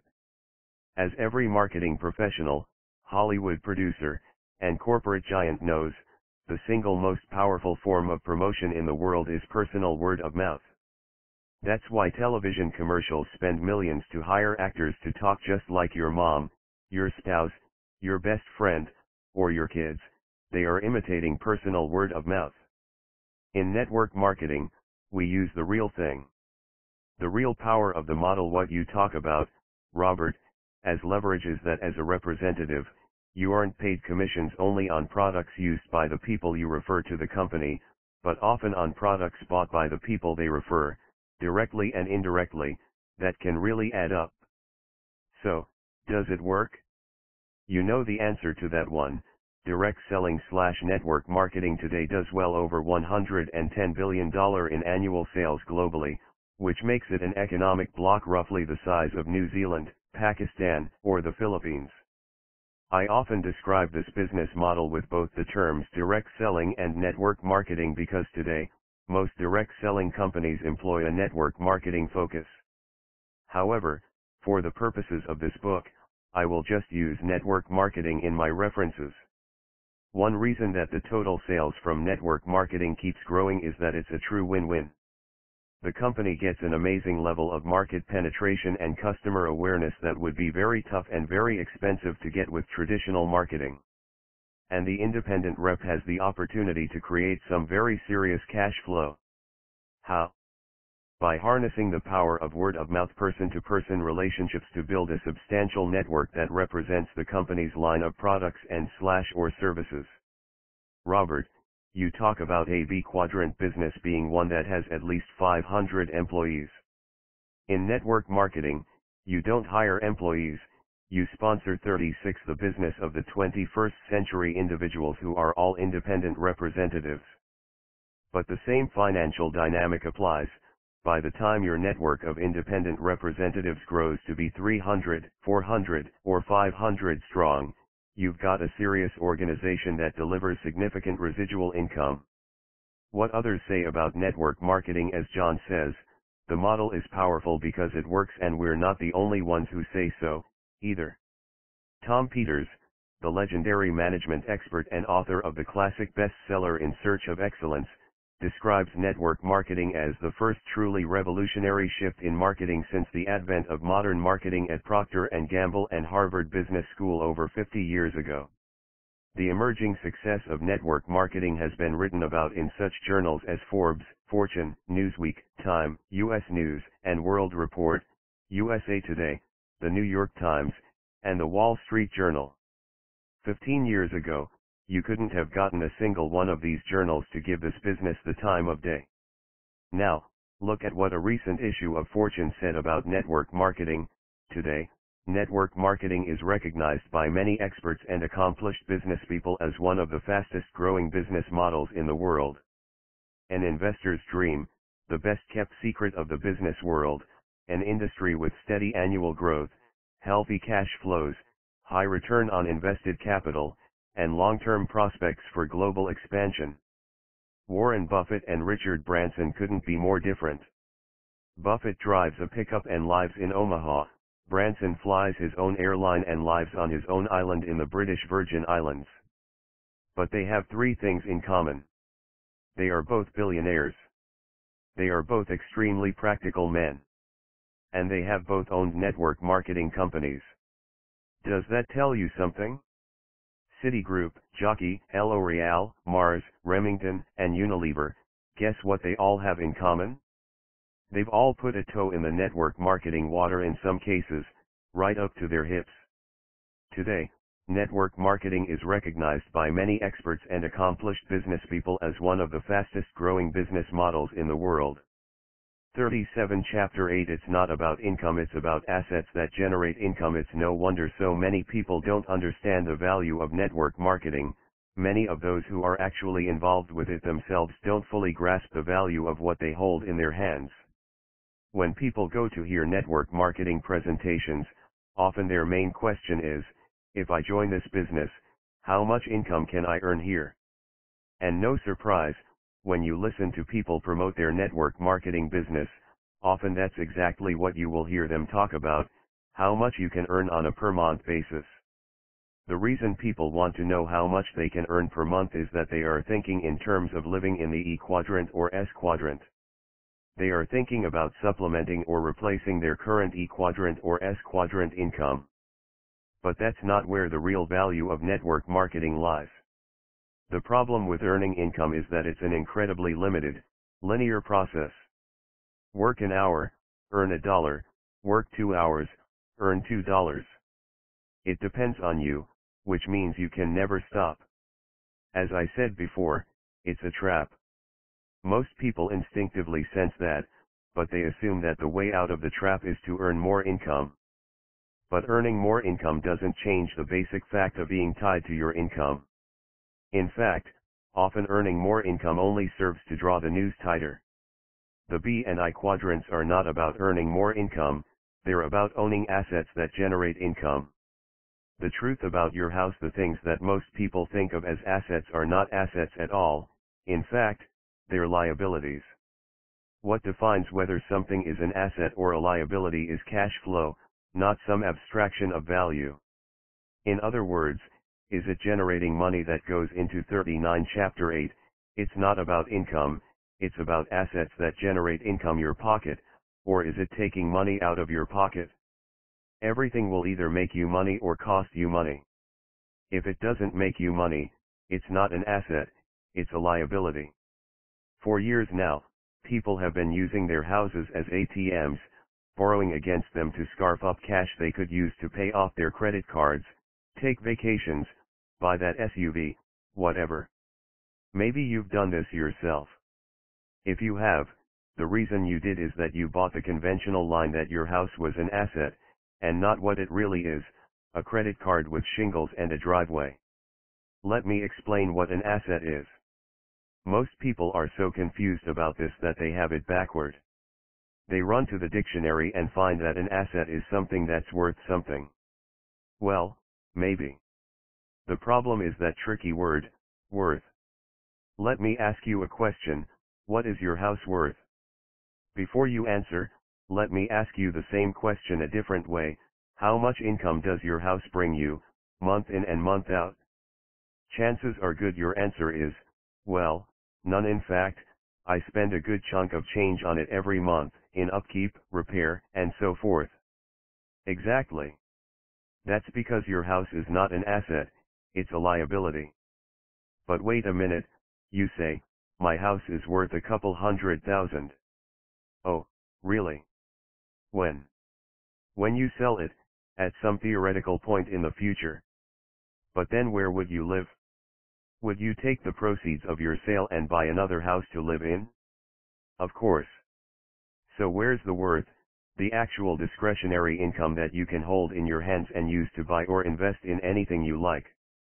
It isn't there, there isn't any.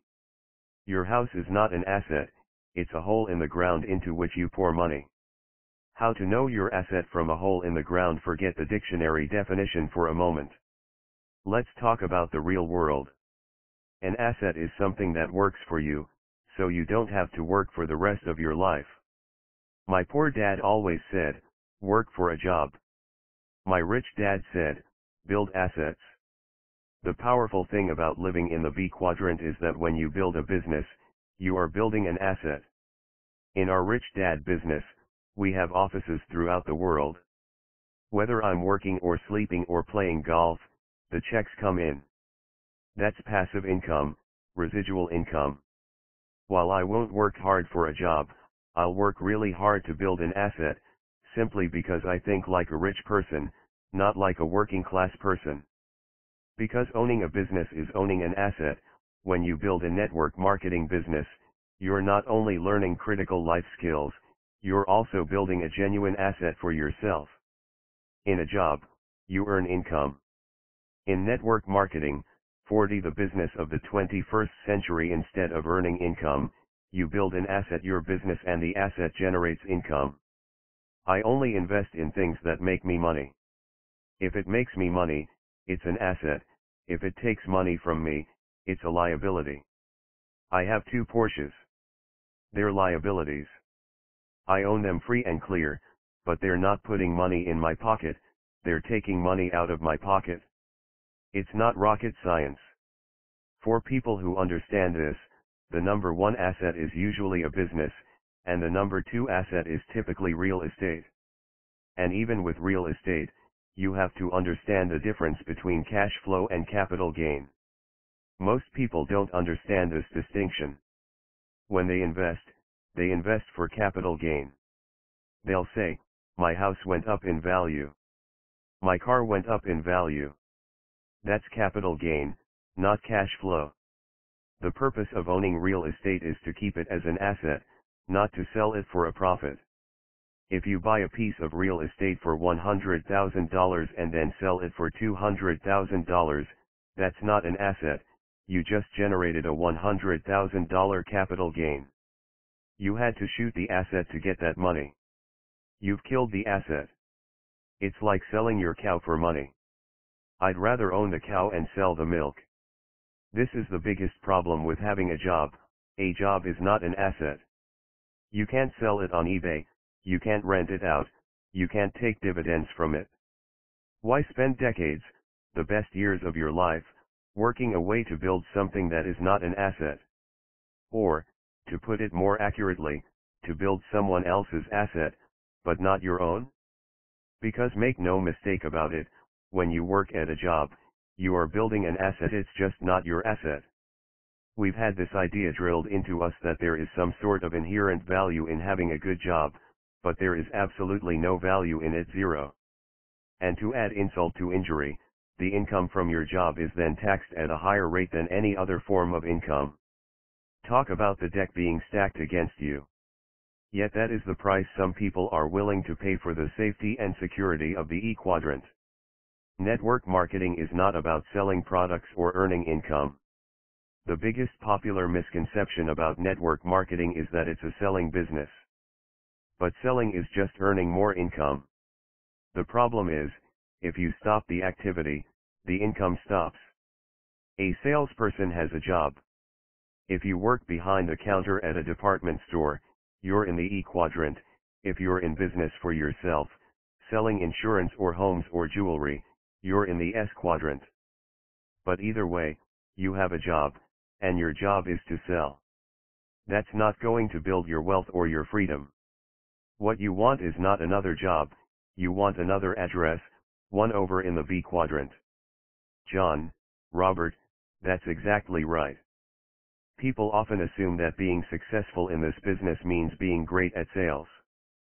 But the point of Network Marketing 41 Chapter 8, it's not about income, it's about assets that generate income, is not to become great at selling your particular product or service, because no matter how good you might be at doing that, and let's be honest, if you're like most people, you don't think you are very good at it, there's only so much income you can earn selling. After all, there are so many hours in the day, right? In network marketing, the whole point is not to sell a product but to build a network, an army of people who are all representing that same product or service to share with others. The goal is not for you or any other individual to sell a lot of product, it's for a lot of people to be their own best customer, sell and service a reasonable number of customers, and recruit and show a lot of other people how to do the same thing. And here's the reason you want to build that army of independent representatives. Once you do, you know what you'll have? An asset that generates income for you, passive income. In Chapter 13, I'll ask John to explain more fully why network marketing is not about selling or being a salesperson, and I hope you pay really close attention, because this is a key point, one that most people just don't get. For now, here's the key nail I want to hammer home: network marketing is not about earning more income, it's about building an asset. Actually, it's about building 8 assets, all at the same time. And in the next chapters, we'll take a look at each one in turn. 42 Chapter 9 Asset Number 1, a real-world business education. I have a confession to make: I am a slow reader. I do read a lot, it's just that I read very slowly, and I often have to read a book 2 or 3 times before I really understand what I'm reading. What's more, I am also a very poor writer. In fact, I failed writing twice in high school. So you want to know something ironic? This C student, who failed his writing courses in school and who to this day is not a very good writer, has had 7 books on the New York Times bestseller list. My point? Good grades aren't everything. Don't get me wrong, I'm not putting down education. I believe in education, in fact, I believe in it with a passion. It's just that the education I believe in most is the education that truly teaches you what you need to learn to be successful in your life. When I recommend that people build their own network marketing business, the number one reason I always give is not for the many excellent, even life-changing products you might represent. And it's not for the money you can earn or the financial freedom you can create. Yes, the products are often excellent. And, yes, I put a great deal of value on its ability to give you a real path to building wealth. But these are not the most important benefits you gain from the experience. The number one value you get from the experience is a real-world business education. 3 kinds of education. If you want to be financially successful, there are 3 different types of education you require: scholastic, professional, and financial education. Scholastic education teaches you how to read, write, and do math. It is a very important education, especially in today's world. Personally, I did not do well with this level of education.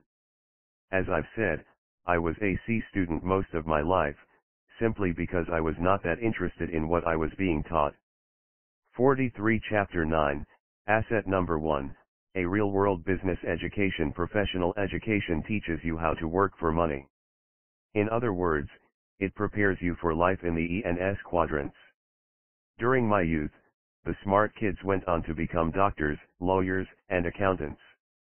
Others went to professional schools that taught them to become medical assistants, plumbers, builders, electricians, and automobile mechanics.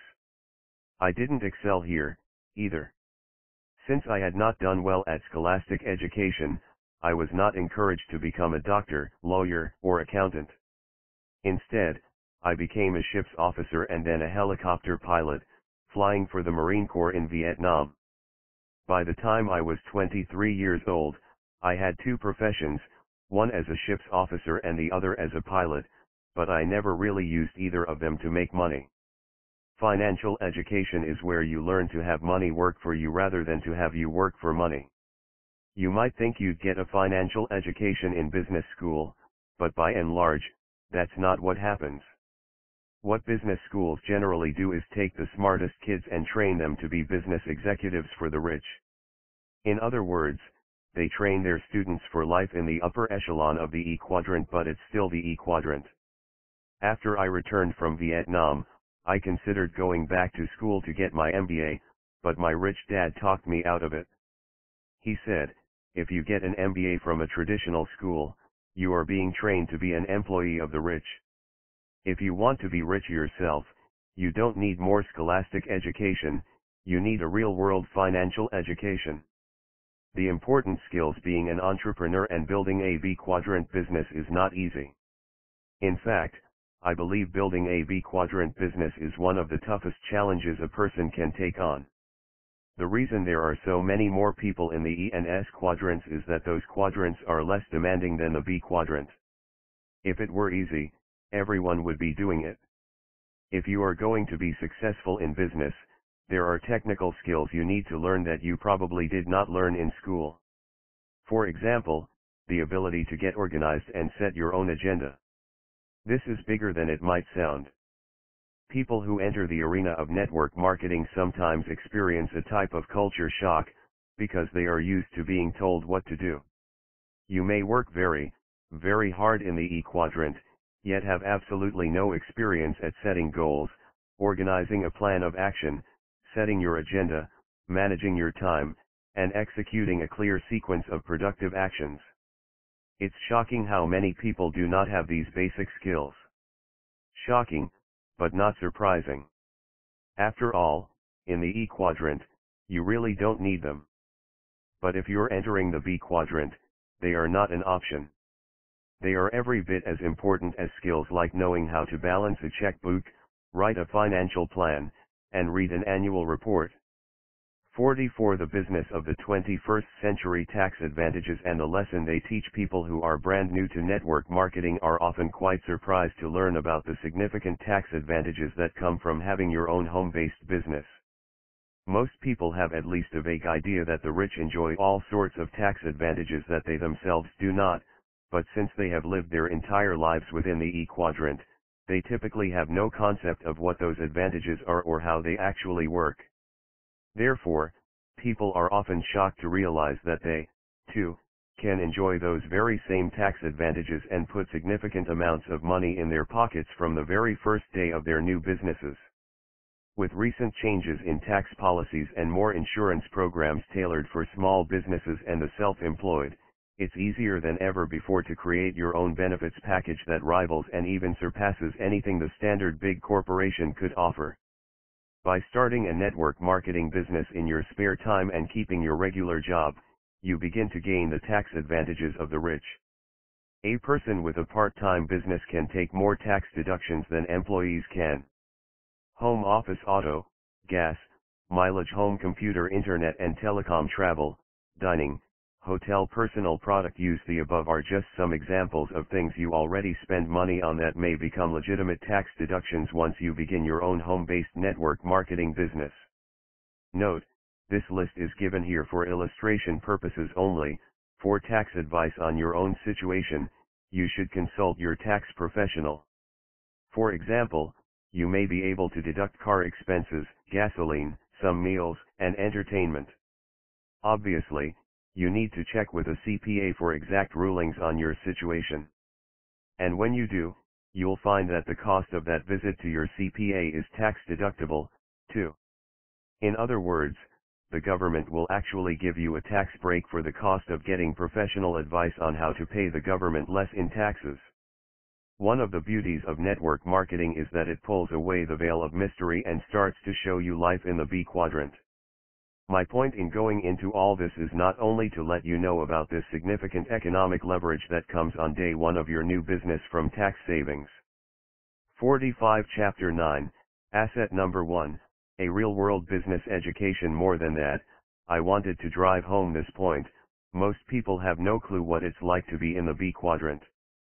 The reason most people are shocked when they learn about the tax advantages available here is that, for the great majority of people, the B quadrant might as well be the lost continent of Atlantis. One of the beauties of network marketing is that it pulls away the veil of mystery and starts to show you life in the B quadrant. Welcome to your real-world business education. Life skills. When it comes to creating business success, it's not a simple matter of technical skills. Even more important are the life skills it takes to successfully negotiate the B quadrant. The key to long-term success in life is your education and skills, your life experiences, and most of all, your personal character. For example, I had to learn how to overcome my self-doubt, shyness, and fear of rejection. Another personal development skill I had to learn was how to pick myself up after I failed and keep going. These are the personal traits a person must develop if they are to be successful in a B quadrant business, regardless whether it is a network marketing business, a franchise, or an entrepreneurial startup. If you don't learn these things in school, and you don't learn them in the workplace, and you were not taught them in your home while growing up, where are you going to learn them? Where on earth will you find a business that will invest the time in your education and personal development as well as help you actually build your business? In network marketing, that's where. John, it's interesting, Robert, that you always cite the business education as the number one benefit you see in the business, and I think there's a lot of merit to that point. Often, people learn skills and develop aspects of themselves through their experience in network marketing that they might otherwise never learn. Network marketing teaches people how to overcome their fears, how to communicate, how to understand the psychology of other people saying no to them, and how to maintain persistence in the face of rejection and other real-world challenges. Here are some of the critical skills that the real-world education of network marketing teaches. T obvuajov T% jox T0 of jox pub step cut boemdl pogjafas T0 of snewif cave dajapo T dollar budjapodal JMT1 FPQMFTL JMMTT5 James Babai Southal James 46. The business of the 21st century T thou James Justil JMT1 Stajade might Fuja T pops and Babai Southal James T asterisk of Dajatal James. Good network marketing companies provide a solid program of training in all these areas. And I agree, this kind of education is absolutely priceless. In fact, you'd be hard-pressed to find a situation anywhere else where you could pay good money to gain all this training, let alone a situation where they pay you to learn it. We have a common expression in network marketing, that it's a business where you earn while you learn. It's a great saying, because it underlines this key point about the business: you learn to do it by doing it, not by sitting in a classroom for years hearing someone talk about doing it. Network marketing is a real-world business school for people who want to learn the real-world skills of an entrepreneur, rather than the skills of an employee. In network marketing, the training is more than theory, it's experiential. And regardless of whether or not you reach the top of the specific program you're in or make a great deal of money, the training itself is of tremendous value for the rest of your life. Many people actually end up in other businesses where they become very successful due to the business training and experience they first received in their network marketing experience. And that's the real point here, and the biggest reason that I've been recommending this business to people for a decade. When you join a good network marketing company, they don't just give you a track to run on, they also support you in developing the skills and qualities you need to succeed. Network marketing is a real-world business school for people who want to learn the real-world skills of an entrepreneur, rather than the skills of an employee. 47 Chapter 10 Asset Number 2, A Profitable Path of Personal Development. I know what you're probably saying. Kiyosaki, have you gone soft? What's all this touchy-feely talk about a path of personal development? I don't need an encounter group, I need to make ends meet. I want to build wealth, not sing kumbaya. Not so fast. I haven't gone soft on you, I'm just being realistic. Becoming rich is not about putting your lucky 50-cent piece into the right slot machine. And you are not simply looking at a new way to earn a supplemental income. You are actually making a change in your core values. It's not just about changing what you do, in a very real sense, it's about changing who you are. My friend Donald Trump is worth billions today, but there was a time when he lost it all during a real estate crash. He talks about the experience of being $9.2 billion in debt. I passed a beggar on the street and realized he was worth $9.2 billion more than I was. Yet, before long, Donald was back on top again. Why? Because of who he is, or more accurately, who he had become. I had a similar experience. By age 30, I was a millionaire. 2 years later, my company had gone broke. Losing a business was not a pleasant experience, but it was a great education. I learned a lot in those few years, a lot about business, but even more about myself. After the crash, Rich Dad told me, money and success make you arrogant and stupid. Now, with some poverty and humility behind you, you can become a student again. He was right. The lessons I learned from the experience proved over time to be priceless. Building and then losing a worldwide business provided me with a real-world education that ultimately made me rich. Even more important, it was an education that set me free. And the most important things I learned in the course of that education were not about business or money, they were about me. Let me ask John a question about this. and if his answer is what I think it's going to be, you'll see what I mean. 49 Chapter 10, Asset Number 2, A Profitable Path of Personal Development. Robert, John, obviously not everyone who goes into network marketing has the same level of success. In your experience, what is the number one reason that some people fail to reach the level of success they hoped for in network marketing? John, success is defined differently by different people. What may be important for one person may not be for another.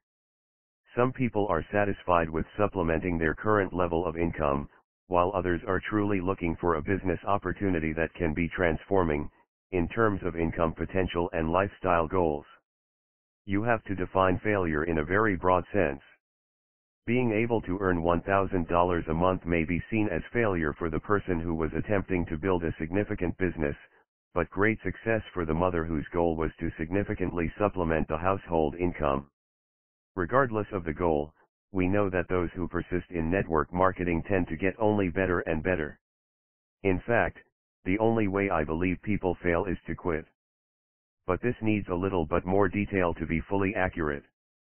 It's not simply a matter of whether or not one quits the company, that is, resigns one's distributorship and formally declares, "I'm out." The issue here is not about quitting the business, it's about quitting on yourself.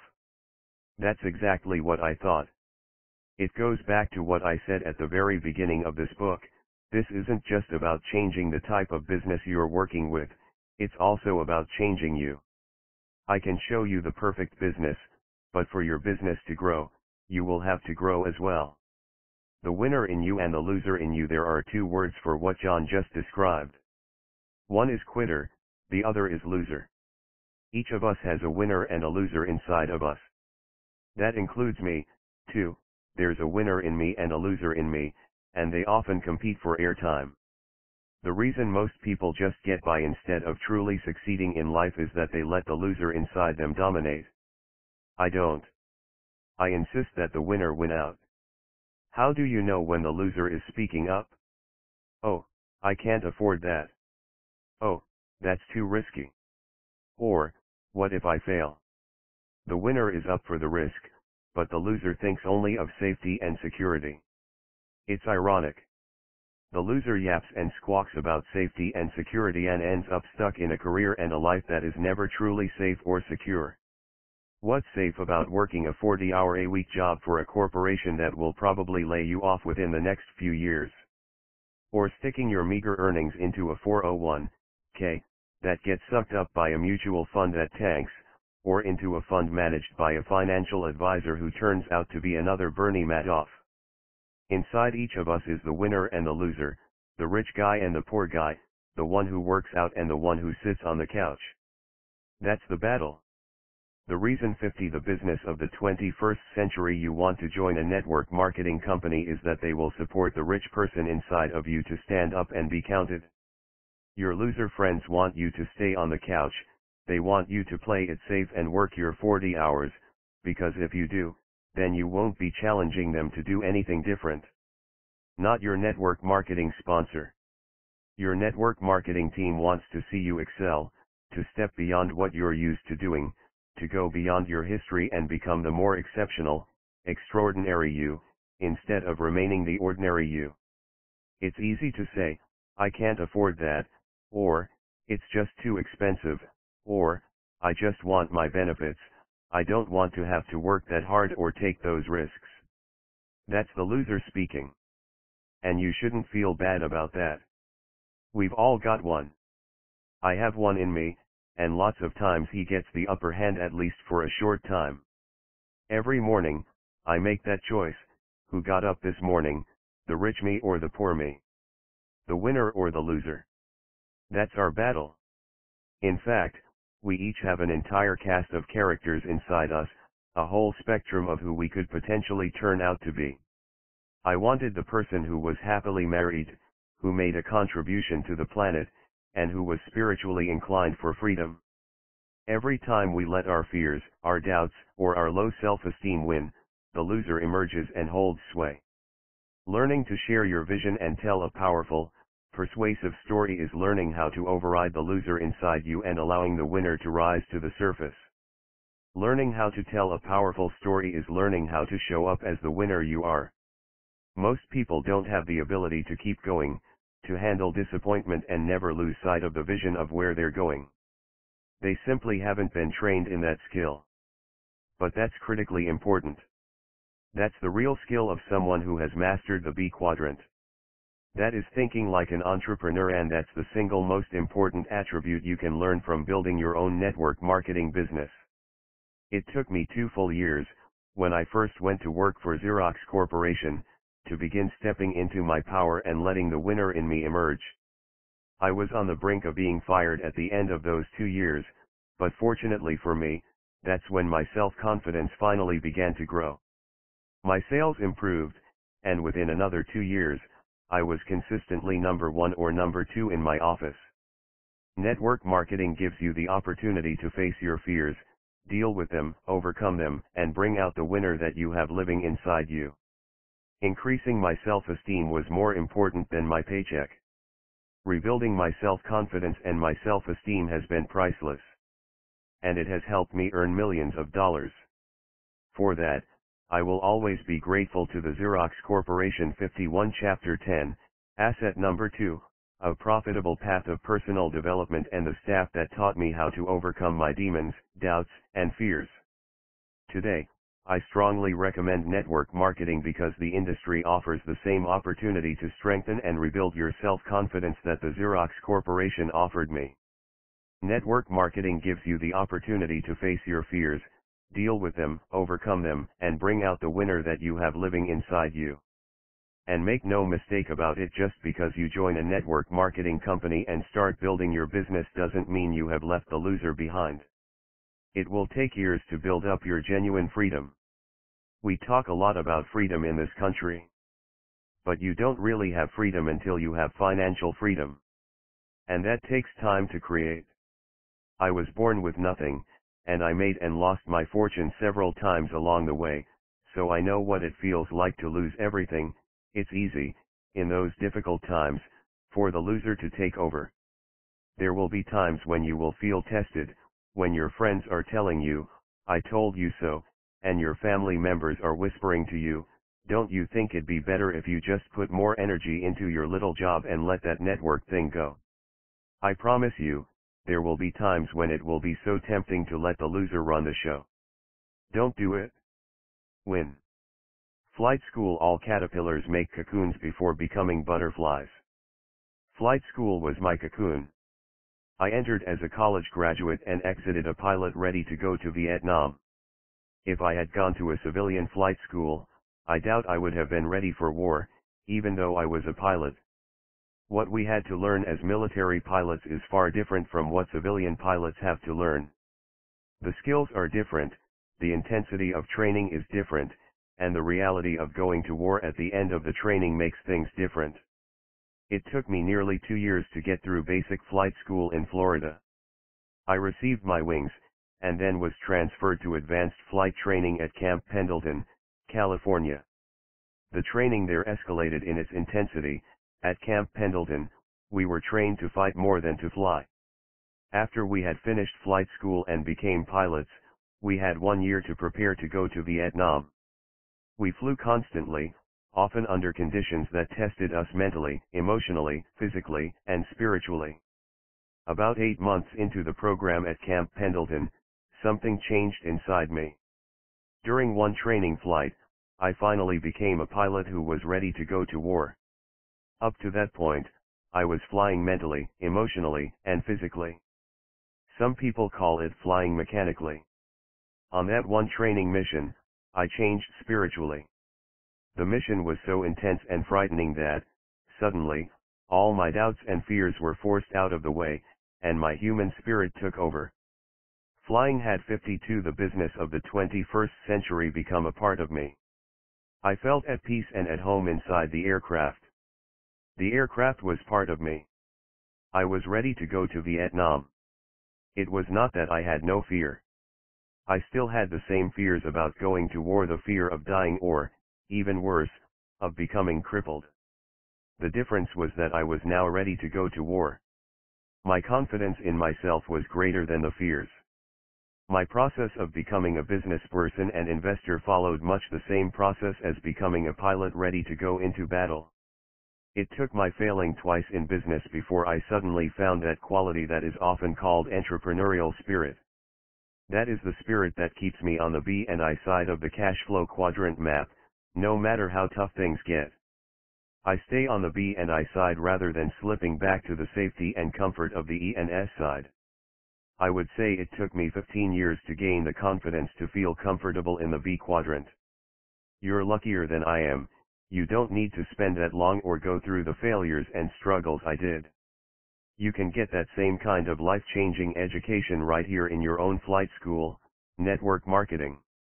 How my business skills changed my life. Now that I've talked about military training and learning to fly under battle conditions in the jungles of Vietnam, I want to tell you one more story about the honing of character, this one not on the battlefield, but in the field of love. If I had not gone through my own intense form of schooling to learn real-world business skills, I doubt I would have been fortunate enough to marry the woman of my dreams. But I did, and I did. When I first met Kim, I thought she was the most beautiful woman in the world. I was speechless and completely terrified at the idea of going up to talk with her. However, my business training had taught me to overcome my fear of failure and rejection, and that training was about to pay off, big time. Instead of hiding in the back of the room and staring at her from afar, which is exactly what I would have done years earlier, I walked boldly forward and said, "Hi." Kim turned and flashed her beautiful smile, and I was in love. She was right out of my dreams. But when I asked her out, she said, no. An earlier Robert Kiyosaki might have slunk away and admitted defeat. But I had been toughened by my business training. I collected my nerve and asked her out again. Again she said, no. Now my self-confidence was bruised and my male ego was fading, but I asked her out once again, and again the answer was no. This went on for 6 months. Each time she said, no, I went into hiding to lick my wounded ego. I was hurting inside. If I had not learned how to overcome my own self-doubts, I could never have kept asking for 6 months, but I did.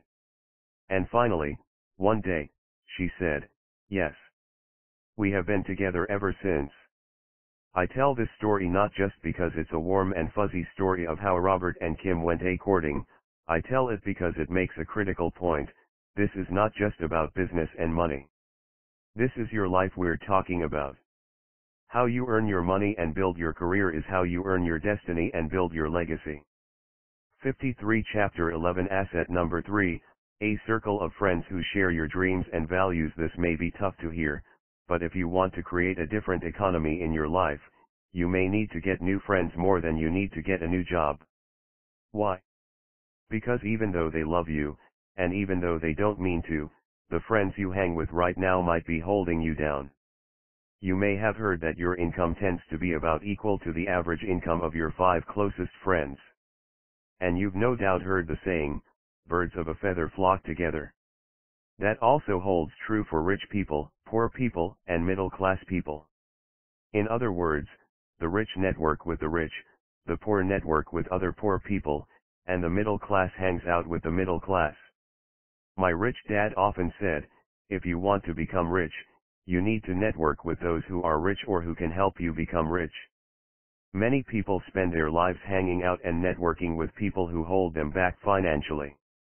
In a network marketing business, you hang out with people who are there to help you become richer.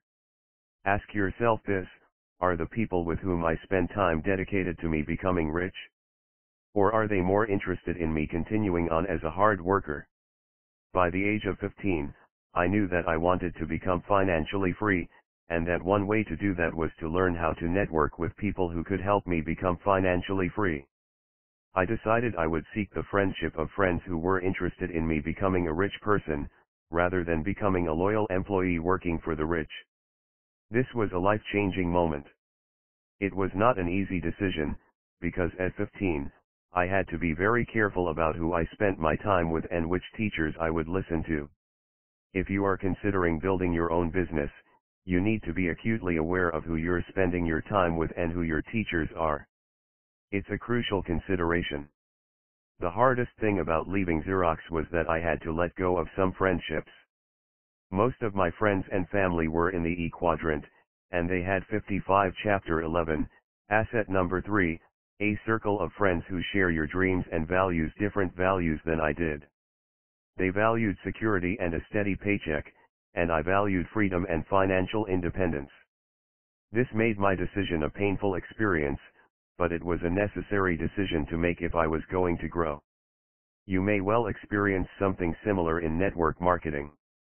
You may find that there are friends or family members who don't understand or sympathize with your decision to look into network marketing, or who may even actively try to discourage you.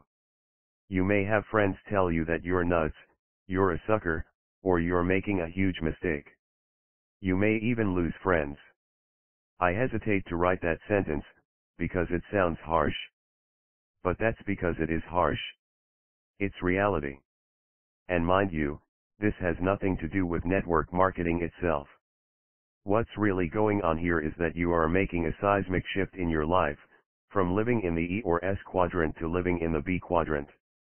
This is not simply taking a different job, it's more like moving to a different country, changing your religion, or switching political parties. Network marketing not only provides a great business education, it also provides a whole new world of friends who are going in the same direction as you are and share the same core values as you do. The English poet John Donne wrote, "No man is an island, entire of itself, every man is a piece of the continent, a part of the main." He said that way back in 1623, and it's 1,000 times truer in the incredibly interconnected world of today. You can't get rich in isolation, you are only as good as the community of people you hang out with, talk with, work with, and play with. John, that's true everywhere in life, but it's especially true and especially relevant in network marketing, because when you build a network marketing business, you actually build around yourself a powerful, brand new community of friends who are learning the same kinds of values and real-world business skills you are. This is also one of the great advantages of a network marketing business. Rather than being surrounded by people who are competing with you for that next promotion, here your business is filled with people who are just as committed to your success as you are, because your success is what assures their success. Chances are good that some of them will become your new best friends. In fact, according to the Direct Selling Association, DSA, a significant number of people who join network marketing companies and stick with them rank the social network they belong to as an even higher priority than the income they earn. 56. The business of the 21st century. There you have it. Network marketing not only provides a great business education, it also provides a whole new world of friends who are going in the same direction as you are and share the same core values as you do. To me, the kind of friendship John is talking about is every bit as priceless as the best business training. Today I have friends in all four quadrants, but my core friends, the ones I really hang out with, the ones whose time means the most to me, are in the B and I quadrants. And by the way, those friends I left behind at Xerox? They are still great friends today. They will always be great friends, because they were there for me at a transitional phase of my life. But for me, it was time to move on. If it is time for you to move on and the B quadrant is calling you, you may want to join a network marketing business and begin to meet new friends. 57. Chapter 12. Asset Number 4, The Power of Your Own Network. One of the first things that intrigued me about this business model when I started looking into it seriously in the 1990s was the simple fact that it used the word network. I remembered that my rich dad really respected this term. Thomas Edison was one of my rich dad's heroes. People today often think of Edison as the inventor of the light bulb, but this is not true. Edison did not invent the light bulb, what he did do was improve it and perfect it. Even more important, he figured how to turn it into a business. After dropping out of school, because his teachers thought he wasn't smart enough to succeed there, Edison took a job selling candies and magazines on the railroads. Soon, he began printing his own newspaper, and within a year, he had hired a team of boys to sell candies along with his newspaper. He had gone from employee to business owner. The power is not in the product, the power is in the network. If you want to become rich, the best strategy is to find a way to build a strong, viable, growing network. Young Edison grew restless selling newspapers, and learned how to send and receive Morse code so he could get a job as a telegraph operator. Soon he was one of the best telegraph operators around, and this is where he learned the secret that would make him a millionaire. As a telegraph operator, he saw what had transformed the invention of the telegraph into such a success. It was the system of lines, poles, skilled people, and relay stations. It was the power of a network. While Edison is famous for tinkering with the light bulb and perfecting the filament that made the bulb practical, Edison's true stroke of genius was to create a company that strung the electric lines that allowed the light bulb to penetrate society. The company Edison founded would make him a multimillionaire. It was called General Electric. 59 Chapter 12, Asset Number 4, The Power of Your Own Network. What made Edison's business so revolutionary was not the light bulb itself, but the system of electrical lines and relay stations that powered the light bulb. It was the network. My rich dad told me, the richest people in the world build networks. Everyone else looks for work. From the shipping magnates and railroad barons to Sam Walton, Bill Gates, and Jeff Bezos, the great fortunes of the world have been made by those who figured out how to build networks. Sam Walton didn't manufacture goods for people, he built the distribution network that delivers the goods. Bill Gates didn't build computers, he built the operating system that ran on those computers. Jeff Bezos didn't go into publishing books, he created the online network Amazon that delivers those books. The power is not in the product, the power is in the network. If you want to become rich, the best strategy is to find a way to build a strong, viable, growing network. Of course, most of us are not Thomas Edison, Sam Walton, or Bill Gates, and never will be. Yes, there will be handfuls of remarkably creative pioneers in every generation who create new multibillion-dollar networks from scratch, as these men did, but it's not a reasonable ambition for tens of thousands of people, let alone millions.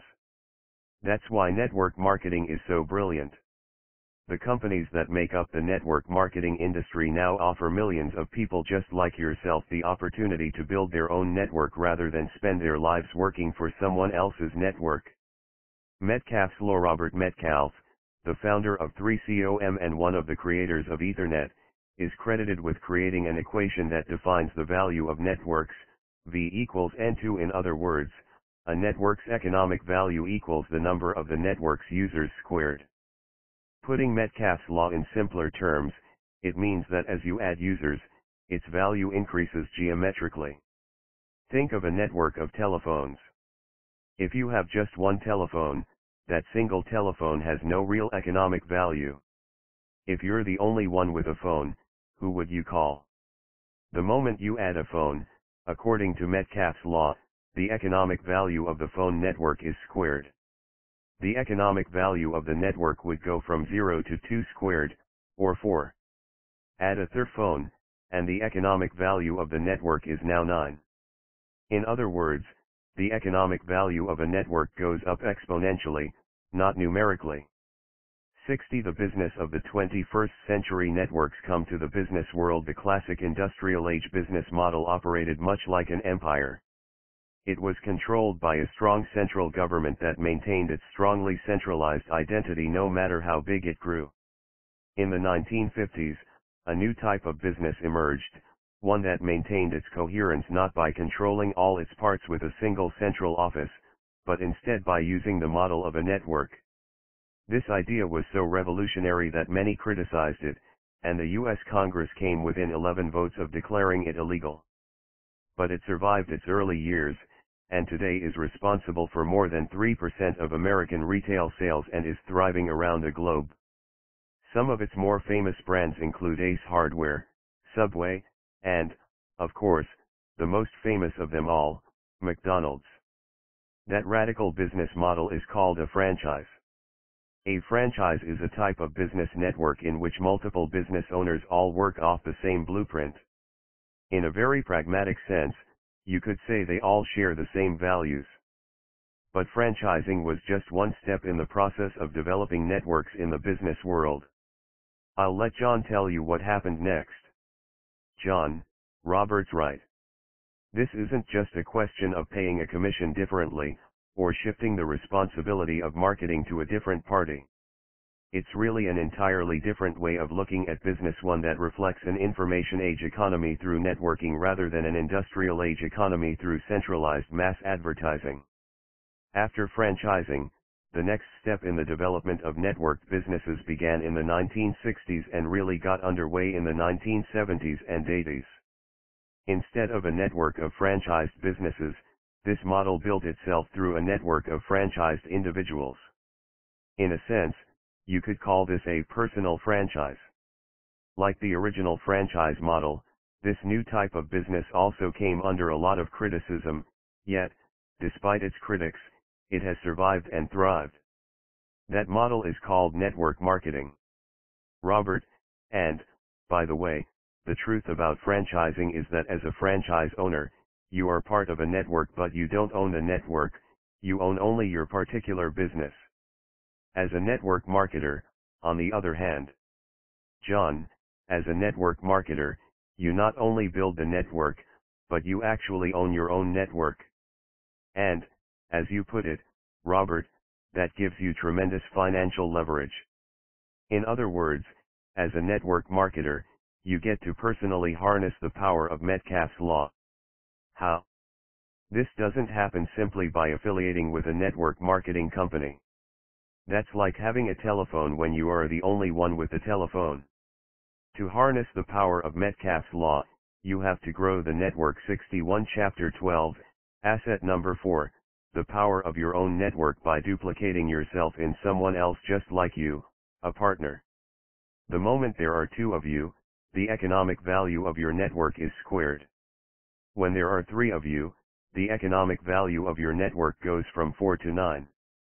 When the two people you brought in also develop two more people each, the economic value of your network begins to look like a rocket taking off for the moon.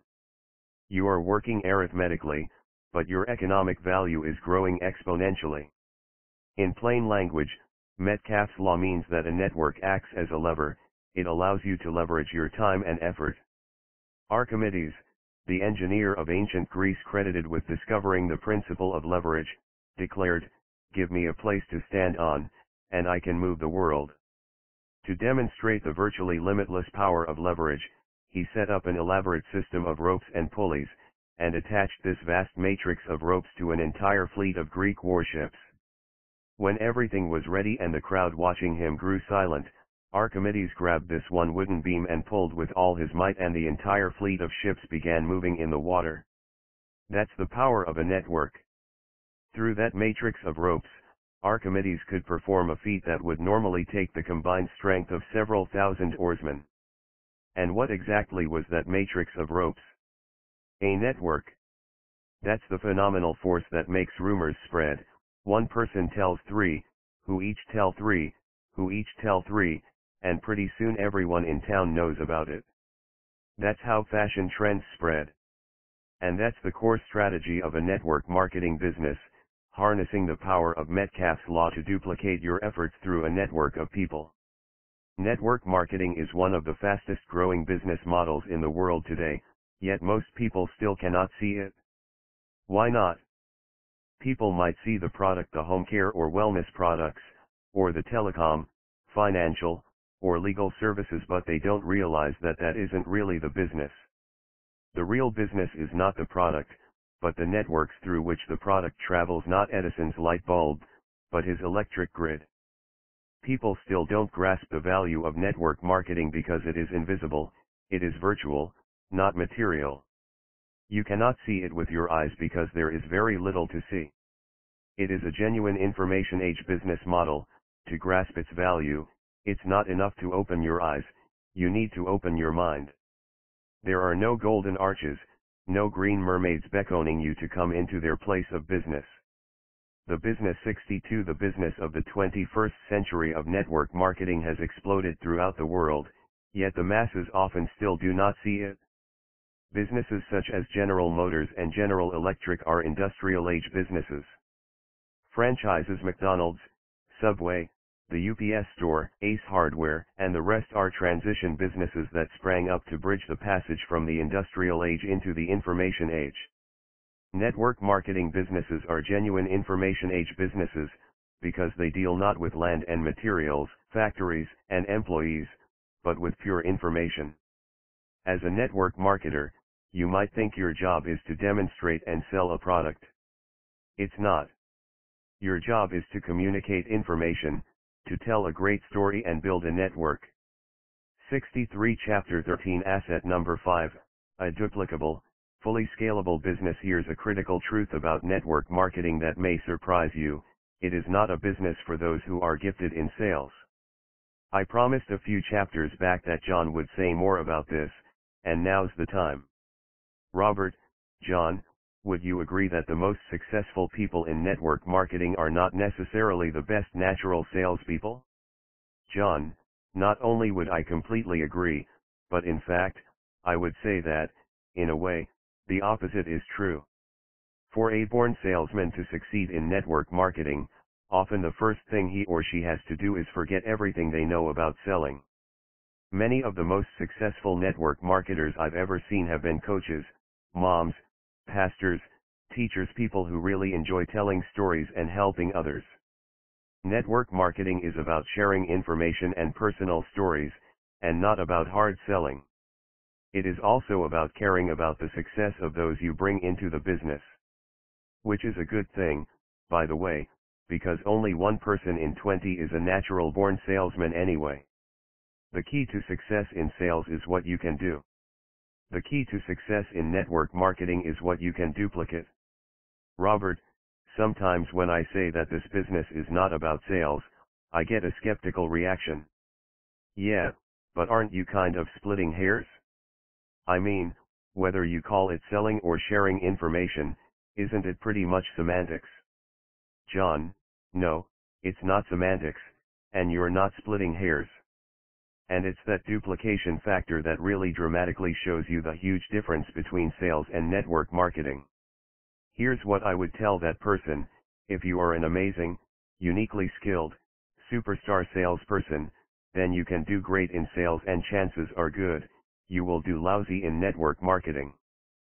65 Chapter 13, Asset number 5, a duplicable, fully scalable business. Why? Because while you might sell a lot of products, most people in your network won't be able to duplicate what you do. Consequently, your network cannot grow, and it dies an early death. Robert, because you smothered it in the cradle. John, that's right, and I've seen it happen many times.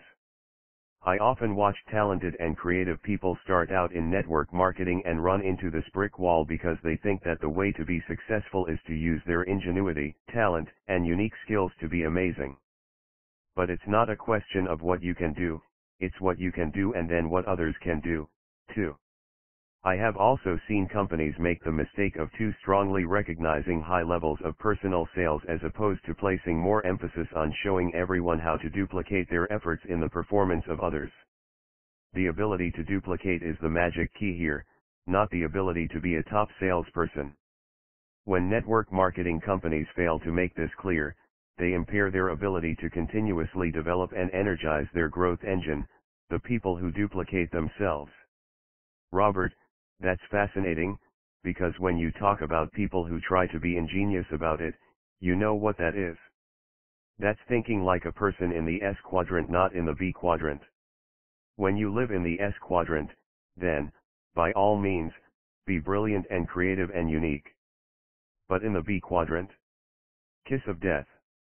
Henry Ford did not create an empire and change the face of the planet by building a business model around his workers' unique skills and talents. Now, he could have hired craftsmen to hand-make his cars. They would have been amazing cars and he would have sold maybe a few hundred of them. Instead, he designed a model where ordinary people could plug in their time and effort and mass-produce millions of cars. Ford thought like a person who lived smack in the B quadrant. John, I wouldn't have thought of putting it that way, but that's exactly what it is. And if you want to be successful in network marketing, that's how you have to think. Again, what gives your network marketing business its real power is not what you can do, it's what you can duplicate. In other words, you want to build your business in a way that virtually anyone else can readily copy. Why?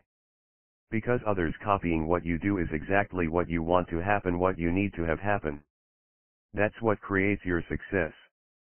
We'll rejoin this discussion of duplication in a moment, but first I want to talk a little about that term scalable. 66 The business of the 21st century: information tools for infinite scalability. Another way of saying what John is talking about, when he says the secret is duplication, is this: the power of your business is in its scalability. A business that is scalable simply means a business that can operate on any scale. This is often the make or break issue with entrepreneurs. The world is full of would-be entrepreneurs who create businesses that are wonderful, as long as they're operating on a scale so small that they can personally control every aspect of the business. But there are very few entrepreneurs who grasp how to design their tiny little business model so it can be multiplied and replicated many times over without their direct participation. This is the secret of Ray Kroc's brilliance in creating the McDonald's phenomenon. He didn't seek out an elite core of especially talented restaurateurs with high-level expertise to run his multiple operations. Instead, he designed the expertise right into the operation. That's exactly what smart network marketing companies have done. Instead of trying to recruit only the most highly skilled speakers, presenters, and salespeople, they have designed the presenting into the system itself, in the form of information tools, and as John explains it, that didn't happen overnight. John, in the early days of network marketing, its practitioners faced a thorny challenge. While it is true that anyone can learn to give a presentation, it is not true that just anyone can give an effective presentation. This meant that, while theoretically anyone could be successful in this business, it often wasn't that way in reality. In the early days, the business really did rely on people with great presentation skills, and a big part of learning the business was learning how to make a great presentation. But just as with sales, very few people are ever going to get truly skilled at making a polished, professional presentation. So this put a serious limitation on the business's ability to grow. Robert, and that's where presentation tools come into the picture. John, that's right. Years ago, people tried to do this with brochures and sales books, and they had a degree of success. While the average person might not be able to become a great presenter, he or she could walk a prospect through a brochure or catalog. But brochures and booklets are simply not engaging enough to capture someone's interest in the way a great live presentation from a dynamic presenter can. Over the past few decades, though, there has been a seismic shift in presentation technology. The explosion of digital technology has leveled the playing field. Digital tools, CDs, DVDs, and online media have now made it possible to recreate that fully engaging, dynamic quality of a live presentation. I find it interesting that you're calling this book The Business of the 21st Century, Robert, because even though it has been around for decades, in a very real way, this business model is just now coming into its real potential, and what we're talking about right now is one of the reasons why. 67 Chapter 13, Asset Number 5, a duplicable, fully scalable business. Today, when you start your own network marketing business, you don't have to become an adept public speaker. In fact, trying to be one can actually work against you, because again, that's a highly specialized skill, and therefore not very duplicable. Instead of attempting to train yourself to become an expert speaker and presenter, you simply use the business tools provided by your company to do the presentations for you. What's more, these business tools are highly affordable, both because it is in the company's interest to make them affordable, and also because technology has now made it possible. Low-cost, high-quality CDs, DVDs, and online presentations, often including high-quality streaming audio and video, have made possible the dream of a truly democratic and fully scalable network marketing operation, creating a business model that has allowed millions to gain access and excel. Do you realize what this means? It means that as you build your networking business, you are building a fully scalable asset. In plain English, it means you can grow a business as big as you want. Before we go on, though, I have to play the devil's advocate one more time.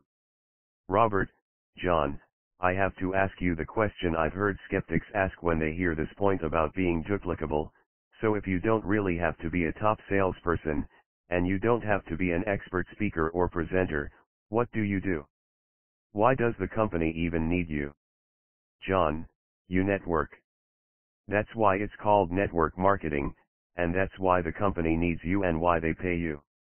As a network marketer, your job description, so to speak, is to connect with people, invite them to experience the products you are excited about and take a look at the information you have, and then follow up with them. Then, once they've decided to join you in the business, you share with them your enthusiasm, your experiences, and you help them learn to do what you have learned to do. Here, again, there are digital tools that can take a huge amount of the burden and expertise of training off your shoulders. Your job is to build relationships, have conversations, explore possibilities, get to know people, and help them get to understand what this business is all about. Invite, present, follow up, train. 68 The business of the 21st century. So there are parts of this business that a tool can do better than you can, that's the presentation, and to an extent, the training. And there are parts that only you can uniquely do, and that's the human connection part. Here is the core idea: in network marketing, you are the messenger, not the message.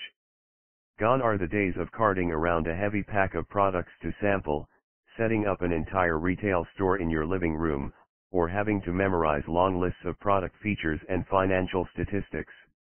This is the 21st century. In today's network marketing, the tools do all that. Your job is to connect and invite. And by the way, this doesn't mean you don't need to be skilled. You absolutely do.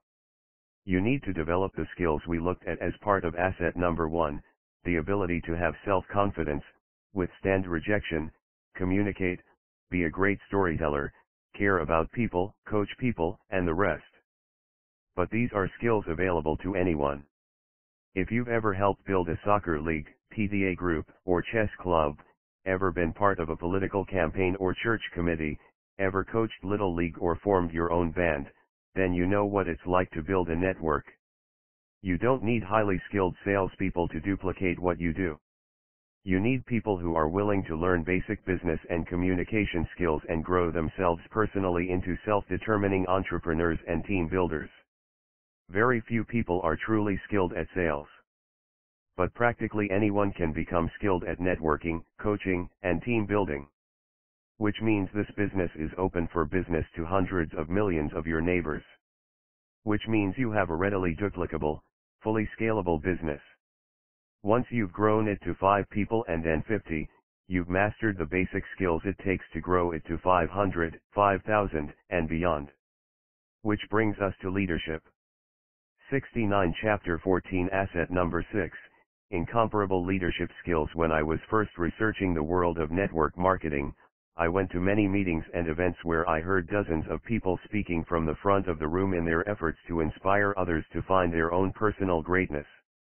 As I listened to these individuals tell their stories of starting with nothing and eventually becoming wealthy beyond their wildest dreams, I realized that this business was doing for these people exactly what my rich dad told me to do. It wasn't simply teaching them the principles of business, it was shaping them into leaders. While they seemed to be talking a lot about money, these people were really inspiring others to get out of their shells, go beyond their fears, and go for their dreams. To do that required leadership skills on the part of the speaker. The reason it takes leadership is that while many people repeat the same overused words and phrases about dreams, more time with family, and freedom, few people inspire enough trust and inspiration to cause others to follow those words and phrases. It's not a matter of memorizing and repeating the right words, it's developing the ability to speak directly to other people's spirits. This is a quality that goes beyond words. This is genuine leadership. Leadership is the force that makes it all come together. Leadership is what builds great businesses. You might think that leadership skills would be included as part of asset number 1, a real-world business education, or asset number 2, a profitable path of personal development. That's reasonable, you could make a case for both. But the truth is, having the capacity to lead is a skill set so valuable, so powerful, and so rare that it is genuinely an asset unto itself, and deserves its own chapter. All the other business skills are important ingredients. Leadership is the force that makes it all come together. Leadership is what builds great businesses. 71 Chapter 14, Asset number 6, Incomparable Leadership Skills. Speaking directly to spirit, I grew up in the 50s and 60s, and John F. Kennedy was one of the greatest speakers I have ever heard. When he told the nation in May 1961 that we were going to put a man on the moon within the decade, our scientists really didn't have a clue how we could possibly accomplish such a thing. It was beyond ambitious, it was outrageous. And yet we did it. Even though JFK was killed less than 3 years later, with 3/4 of the decade left to go, his leadership was so compelling and so powerful that his vision persisted after his death. Despite his assassination, despite the catastrophe of Vietnam, despite the nation being rocked by riots and division and the presidential mantle passing from JFK's vice president to his former rival Richard Nixon in 1968, what did we do? We put a man on the moon in 1969, sure enough, within the decade. That's leadership, the power to make things happen through the sheer force of the vision you share. Genuine leaders can move mountains. In Vietnam, I discovered that great leaders were not tough people who yelled and screamed or were physically abusive. In the heat of battle, I found that great, brave leaders were often quiet, yet when they spoke to our souls and our spirits. Money does not go to the business with the best products or service. Money flows to the business with the best leaders. All great leaders have been master storytellers who were able to communicate the vision in such a vivid way that others saw it, too. Look at Jesus Christ, Buddha, Mother Teresa, Gandhi, Muhammad. They were all great leaders, which means they were great storytellers. Money does not go to the business with the best products or service. Money flows to the business with the best leaders. A business that has forgotten how to tell its own story is soon out of business, even if it has tons of inventory. When I find a business that is struggling financially, it is often because the leader of that business cannot communicate the company's vision. He or she cannot tell the story. They may be smart, but they are poor communicators. The leadership skills you need to develop for the B quadrant are very different from the management skills most often required for the E and S quadrants. Don't get me wrong, management skills are important, but there is a vast difference between management skills and leadership skills. Managers are not necessarily leaders, and leaders are not necessarily managers. I meet many people in the S quadrant, the specialists, or small business owners, who would like to expand their businesses but cannot, for one reason, they lack leadership skills. No one wants to follow them. Their employees do not trust them, are not inspired by them. I have met many middle managers who fail to climb the corporate ladder because they cannot communicate with others. The world is full of lonely people who cannot seem to find the man or woman of their dreams, simply because they fail to communicate what a good person they are. 72 The business of the 21st century. Communication affects every aspect of life, and this is the number one skill that network marketing teaches. Network marketing leaders sometimes describe themselves as highly paid storytellers.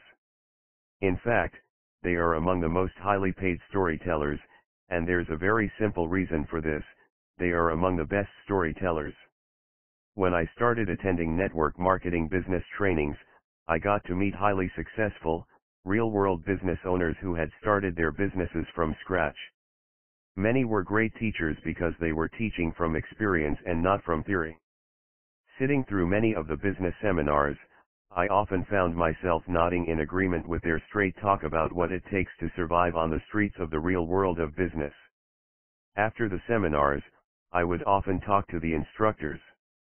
I was amazed at how much money they made, not only from their businesses, but also from their investments. Several made significantly more than many top CEOs in corporate America. Yet, there was something else to these instructors that impressed me even more. Although they were rich and certainly did not have to be leading these events, they had a passion for teaching and helping their fellow human beings.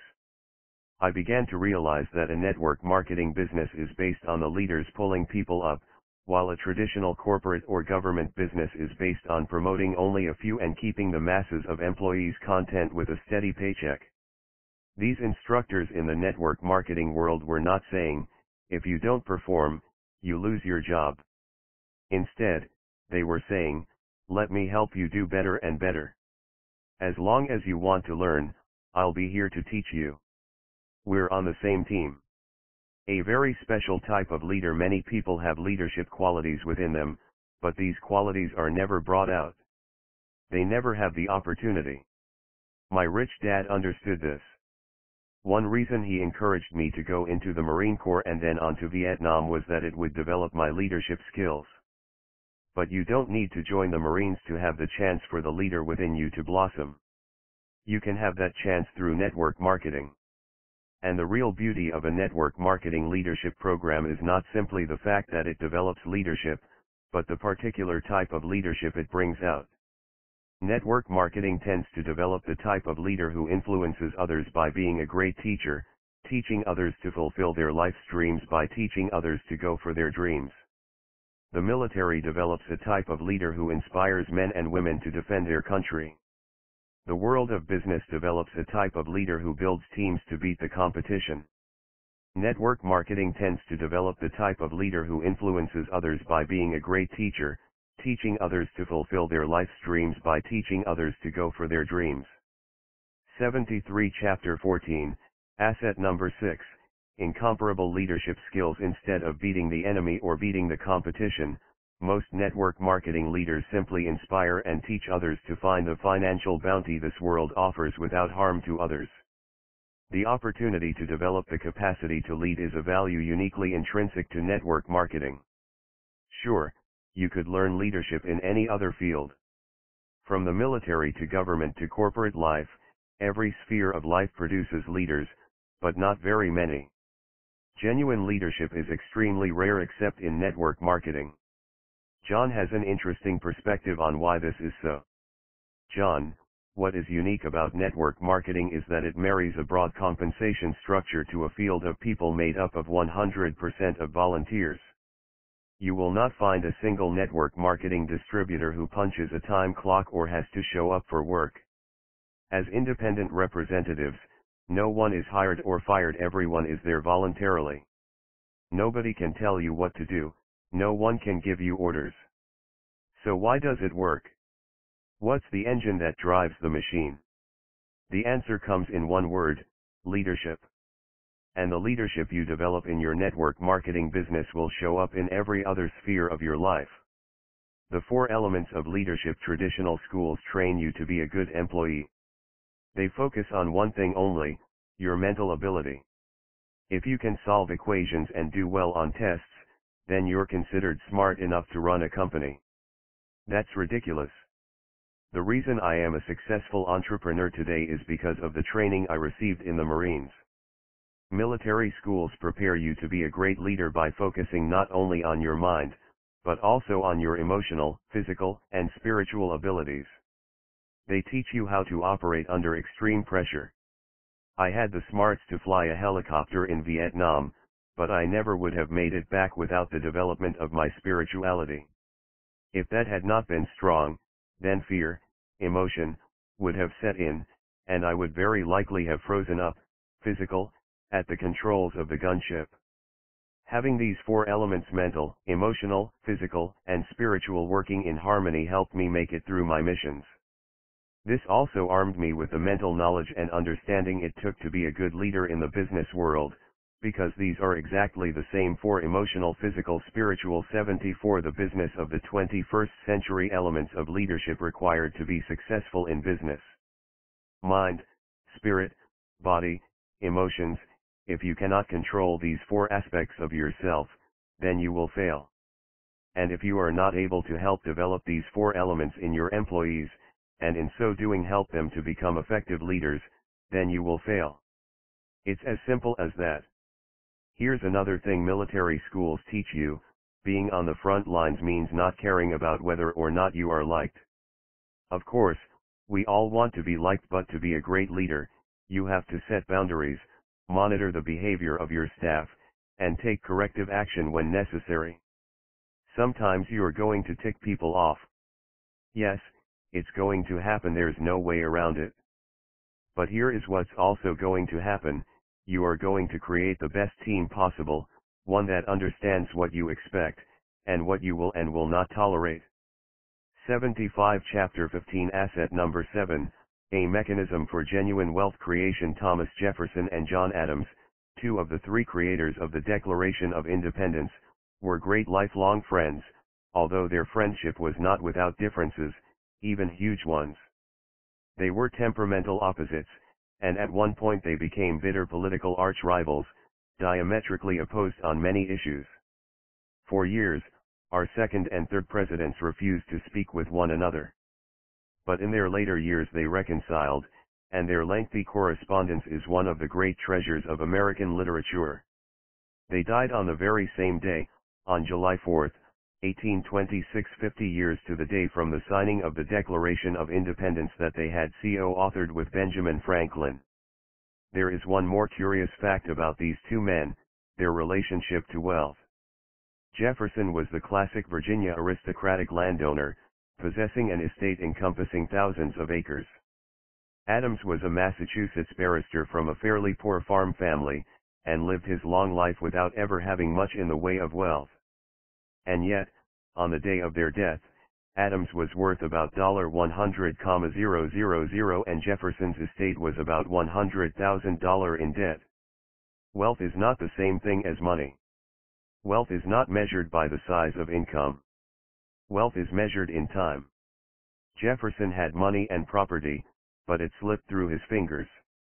Adams never had much money, but though he lived simply, he had a firm grasp on how to build wealth.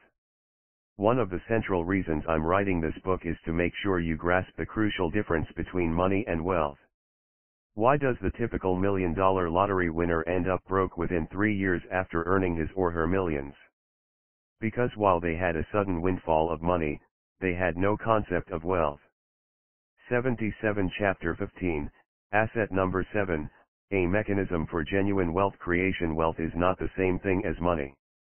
Wealth is not measured by the size of income. Wealth is measured in time.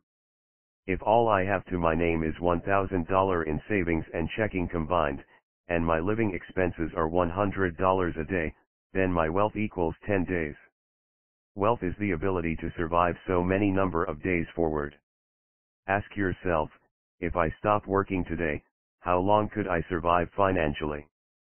Your answer is equal to your wealth at this moment. Actually, let's deepen that definition. Wealth is measured by the richness of your life experience today plus the number of days into the future that you have the capacity to continue living at that level of experience. One reason the rich get richer is that the rich work for a different kind of money. They don't work to generate income, they work to build wealth. There is a vast difference between the two. One of the most profound values of a network marketing business, and it is one that the great majority of people who look at this business do not quite grasp, is that it is an engine of personal wealth creation. My simple 4-step path to financial freedom. Kim and I were able to retire early in life without jobs, without government assistance, and without any trading of stocks or any mutual funds. Why no trading of stocks or mutual funds? Because we believed they were very risky investments. In my opinion, mutual funds are some of the riskiest of all investments. Kim and I used a simple 4-step plan to retire young and rich. It took us 9 years, from 1985 to 1994, starting with nothing and retiring financially free without a single share of stock or mutual funds. It goes like this: 1. Build a business. 2. Reinvest in your business. 3. Invest in real estate. 4. Let your assets buy luxuries. Let's look at how the sequence works. 1. Build a business. Building a business allows you to generate a lot of money.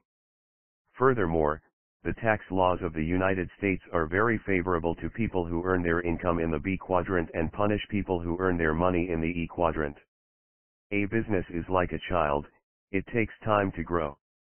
While it can take less time, and can certainly take more, getting a business off the ground typically takes about 5 years. 78. The business of the 21st century. 2. Reinvest in your business. The key to this process is that you don't try to use your business as an income source to live on. A lot of first-time network marketers make this mistake. As soon as they start seeing an income stream develop from their new business, they use that new income to expand their living expenses, buy a second car, buy a bigger house, take expensive vacations, and so forth. Why do people do this? It's not because they're idiots. I've seen very intelligent, well-informed people follow this pattern. They do it for one reason and one reason only: they are still living, breathing, and thinking in the E quadrant. If you want to build wealth, you have to get your head out of the left-hand side of that diagram and start thinking B and I. First, keep your day job. Your goal is not to replace your job with your business. That's just treating your business like your new job. You'll never build wealth that way. Instead, once your new business is making some money, go right to step 2, reinvest your new income in that business in order to grow it still further. But I don't want to keep my day job. I hate working there. Isn't that the whole point? I want to stop working as an employee. The reason so many people fail to achieve great wealth in any business is simply that they fail to reinvest continually in the business. Fair enough, you want to get out of the E quadrant and quit that job. Maybe you hate your job.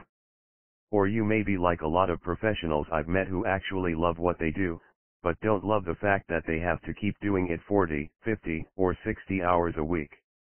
Whatever your reasons, here's the blunt truth: if you suck all the income out of your new business to burn on monthly living expenses, then you're not building a business, you're just building yourself another job. A true business owner never stops investing and reinvesting to build the business.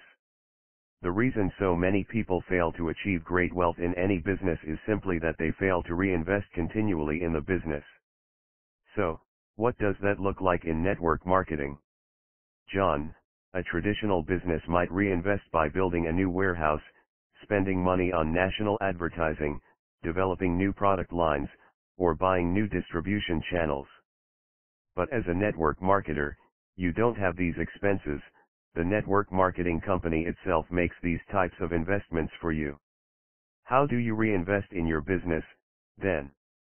There are certainly places where you can invest some money wisely: on training and educating yourself, on travel to support your growing network in other cities, on promotional and educational tools and resources to help nourish the business.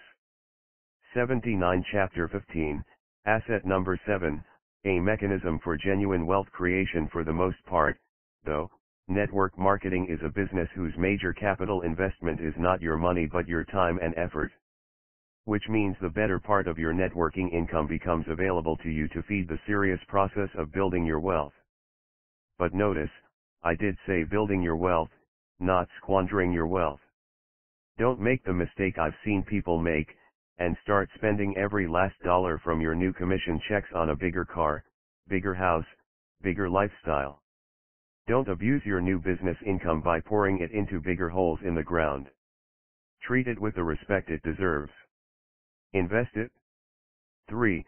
Invest in real estate. As your business income continues to grow, you begin using that supplemental income to buy real estate. You'll notice there are no mutual funds, stock portfolios, or other paper assets in this plan. That's because even though they are the easiest assets to build, all you have to do is buy them. Trading in stocks and mutual funds is risky, profits made are taxed at the capital gain rate, and investing takes financial education to lessen risk. The idea here is to use your new supplemental money to build an income-generating asset. There are many types of assets that can generate income, but the one I recommend most often is real estate, for two principal reasons. First, the tax laws are written in favor of business owners who invest in real estate. Second, your banker loves to lend you money for real estate. Try asking your banker for a 30-year loan at 6.5% to buy mutual funds or stocks. They'll laugh you out of the bank. People often ask me, how can I buy real estate when I barely earn enough money to pay the rent? Good question, you can't. Not, that is, until you have the extra cash. That's why this step comes after building a business and reinvesting in its continued growth, so you have the extra cash. But let me explain what I mean when I say, invest in real estate, because many people completely misunderstand how real estate works as an asset. Most people think that the point of real estate is to buy a property at one price and then sell it, either quickly, after some hasty improvements, or at a later time, for a higher price. Wrong. That's just buying a cow and then selling it for steaks. What you want to do is buy a cow and keep it forever so you can sell its milk. The purpose of buying real estate is not to sell it, the purpose of buying real estate is to build an income-generating asset. Learning how to do this takes time, education, experience, and money. As with learning anything new, it's difficult not to make some mistakes, and mistakes in real estate, especially in property management, can be very expensive. Unless you have the extra steady income and the tax advantages that come with a B quadrant business, real estate is either too risky or too slow. 80. The business of the 21st century. The reason many people fail to become rich in real estate is that they don't have the cash it takes. The truth is, the best real estate deals are usually expensive. If you don't have much money, often the only real estate deals you can get are deals that people with real money have passed on. The reason so many people try looking for no money down investments is that they have nothing to put down. Unless you are really experienced and have plenty of cash on hand to use when you need it, putting nothing down could be the most expensive investment of your life. 4. Let your assets buy luxuries for many years, even long after we could have afforded to do more. Kim and I continued to live in a small house with a monthly mortgage of about $400 and drove average cars. Meanwhile, we were using whatever extra cash we generated to build our business and invest in real estate. Today we live in a large home and have 6 luxury cars between us, but we didn't buy that house or those cars.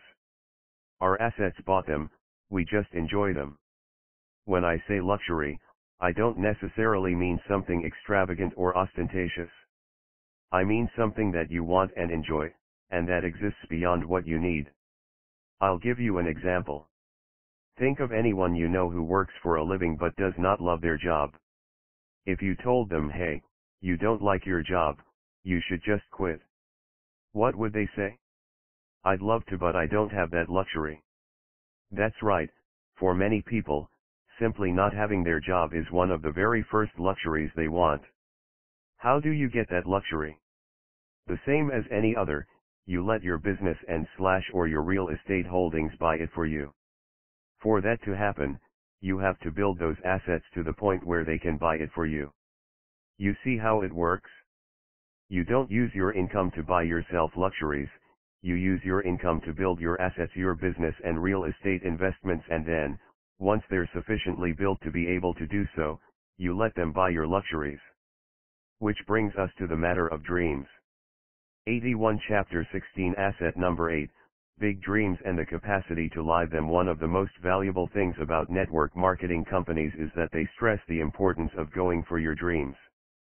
Notice, I didn't say the importance of having dreams. They don't just want you to have dreams, they want you to live those dreams. What's more, they encourage you to dream big.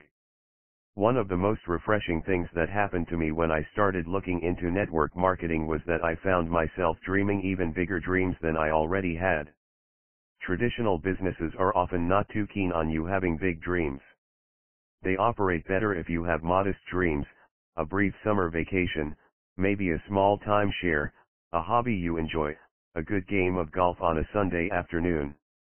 That kind of thing. I'm not saying there's anything wrong with having such small dreams. All I'm saying is, that's a small life. Growing up, I often heard my parents use the phrase, "We can't afford it."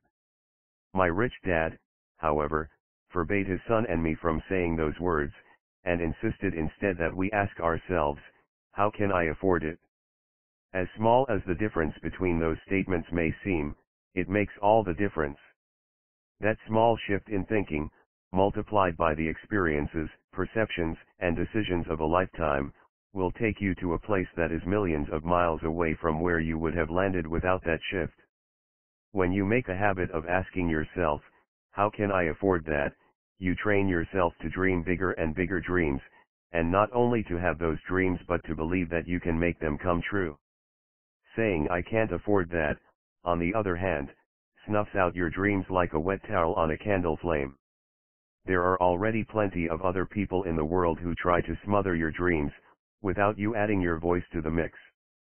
Oh, they don't mean to, perhaps, but well-meaning or not, their words are deadly. 83 Chapter 16, Asset Number 8, Big Dreams and the Capacity to Live Them. You can't do that. That's too risky. Do you know how many people have failed trying to do that? Don't be silly. Where do you come up with such ideas? If it's such a good idea, wouldn't someone else have already done it? Oh, I tried that years ago. Let me tell you why it won't work. These are dream-killing words, and I've noticed something interesting about the people who say them. They are almost always people who have already given up on their own dreams. It is striving, learning, and doing your best to develop your personal power to be able to afford the big house and who you become in the process that are important. When Kim and I were broke, we told each other that when we had made over $1 million, we would buy a big house. We did, and we loved being in the house, but the house itself was not important to us, and even being able to afford the house was not important to us. What was important was who we became in the process. It is striving, learning, and doing your best to develop your personal power to be able to afford the big house and who you become in the process that are important. People who dream small dreams, my rich dad told me, continue to live lives as small people. Everyone has dreams, but not everyone dreams in the same way. My rich dad taught me that there are 5 kinds of dreamers: T5 if sips joif to T5 if sips palms tundmis T5 if siptage footbis bufum jukits fe T5 if sips jes vux juiotmbo poits if view achieving them, so end up with nothing. T5 if sips kyatage foot whip fest bay pupis fufo bigger dreams. Those who dream in the past, these are the people who believe that their greatest achievements are behind them. They will regale you with stories of their college days, their army days, their high school football days, their life on the farm where they grew up, but try to engage for the business of the 21st century them in a conversation about the future, and they'll probably just shake their heads and say, "Ah, the world's gone to hell in a handbasket." A person who dreams in the past is a person whose life is over. They may not be dead, but they are no longer truly alive, and the only way they can come back to life is to rekindle a dream. Those who dream only small dreams, some people limit themselves to dreaming only small dreams, because that's the only way they can feel confident they can achieve them. The ironic thing is that, while they know they could achieve their small dreams, they often never do. Why not? Who knows? Perhaps it's because they know that if they did achieve them, they would have nothing left to live for unless they then challenged themselves to come up with larger dreams. In other words, they would rather live small than face the risks and thrill of living large. Later in life, you'll hear them say, "You know, I should have done that years ago, but I just never got around to doing it." I once asked a man I had met, "If you had all the money in the world, where would you travel?" He replied, "I would fly to California to visit my sister. I haven't seen her in 14 years, and I would love to see her, especially before her children get any older. That would be my dream vacation." At the time, that trip would have cost him about $500. I pointed that out, and asked why he had not yet taken the trip. He told me, "Oh, I will, I'm just too busy right now." In other words, this was the dream vacation that he would rather dream about taking than actually wake up and take. My rich dad told me that these dreamers are often the most dangerous. They live like turtles, he said, tucked away in their own quiet, padded room. If you knock on the shell and peek in, they might lunge out and bite you. The lesson: let dreaming turtles dream. Most aren't going anywhere, and that seems to be just fine with them. Those who achieve a dream, and then lie bored. A friend of mine once said to me, 20 years ago, I dreamed of becoming a doctor. So I became a doctor. And I enjoy being a doctor, but now I'm bored with life. Something is missing. Boredom usually is a sign that it's time for a new dream. My rich dad told me, there are a lot of people who work in professions they dreamed of in high school. The problem is, they've been out of high school for years. It's time for a new adventure. 85 Chapter 16, Asset Number 8, Big Dreams and the Capacity to Live Them. Those who dream big dreams, but with no plan on how to go about achieving them, so they end up with nothing. I think we all know someone in this category. These people say, I've just had a major breakthrough. Let me tell you about my new plan. Or, this time things will be different. Or, I'm turning over a new leaf. Or, I'm going to work harder, pay off my bills, and invest. Or, I just heard of a new company coming to town, and it is looking for someone with my qualifications. This could be my big break. My rich dad said, people like this often try to achieve a lot, but they try to do it on their own. But very few people achieve their dreams on their own. These people should keep dreaming big, make a plan, and then find a team that will help them make their dreams come true. Those who dream big, achieve those dreams, and go on to dream even bigger dreams. I think that most of us would like to be this kind of person. I know I would. Wouldn't you? My rich dad said it this way: big people have big dreams and small people have small dreams. If you want to change who you are, begin by changing the size of your dream. As you know, I've been broke, totally, flat out broke, living in my car with my bride. I know what it's like. But broke is a temporary condition. Poor is different. Poor is a state of mind. You can be broke and still be rich in spirit, rich in ambition, rich in courage, rich in determination. It costs nothing to dream big, and it costs not 1 cent more to dream huge. No matter how broke you might be, the only way you will become poor is by giving up on your dreams. The unique thing about the network marketing lifestyle is that you don't frame your dreams as something you reach only after 40 years, or only for a few weeks out of the calendar, or only on Sunday afternoons. When you start building your network marketing business, you start living your dreams, albeit in small ways at first, from day one. It is a shift in mindset, from I can to I can, from being at the mercy of circumstance to being at the helm of your life, from being enslaved to being free. In his conclusion to Walden, his meditation on the self-determined life, Thoreau wrote, I learned this, at least, by my experiment, that if one advances confidently in the direction of his dreams, and endeavors to live the life which he has imagined, he will meet with a success unexpected in common hours. I couldn't have said it better myself. 86 Chapter 17, A Business Where Women Excel by Kim Kiyosaki. By now, you've heard me refer to my wife, Kim, quite a few times. You've read about how we met and how I pursued her, about our early struggles, our goals and our strategies, and how our life together has turned out.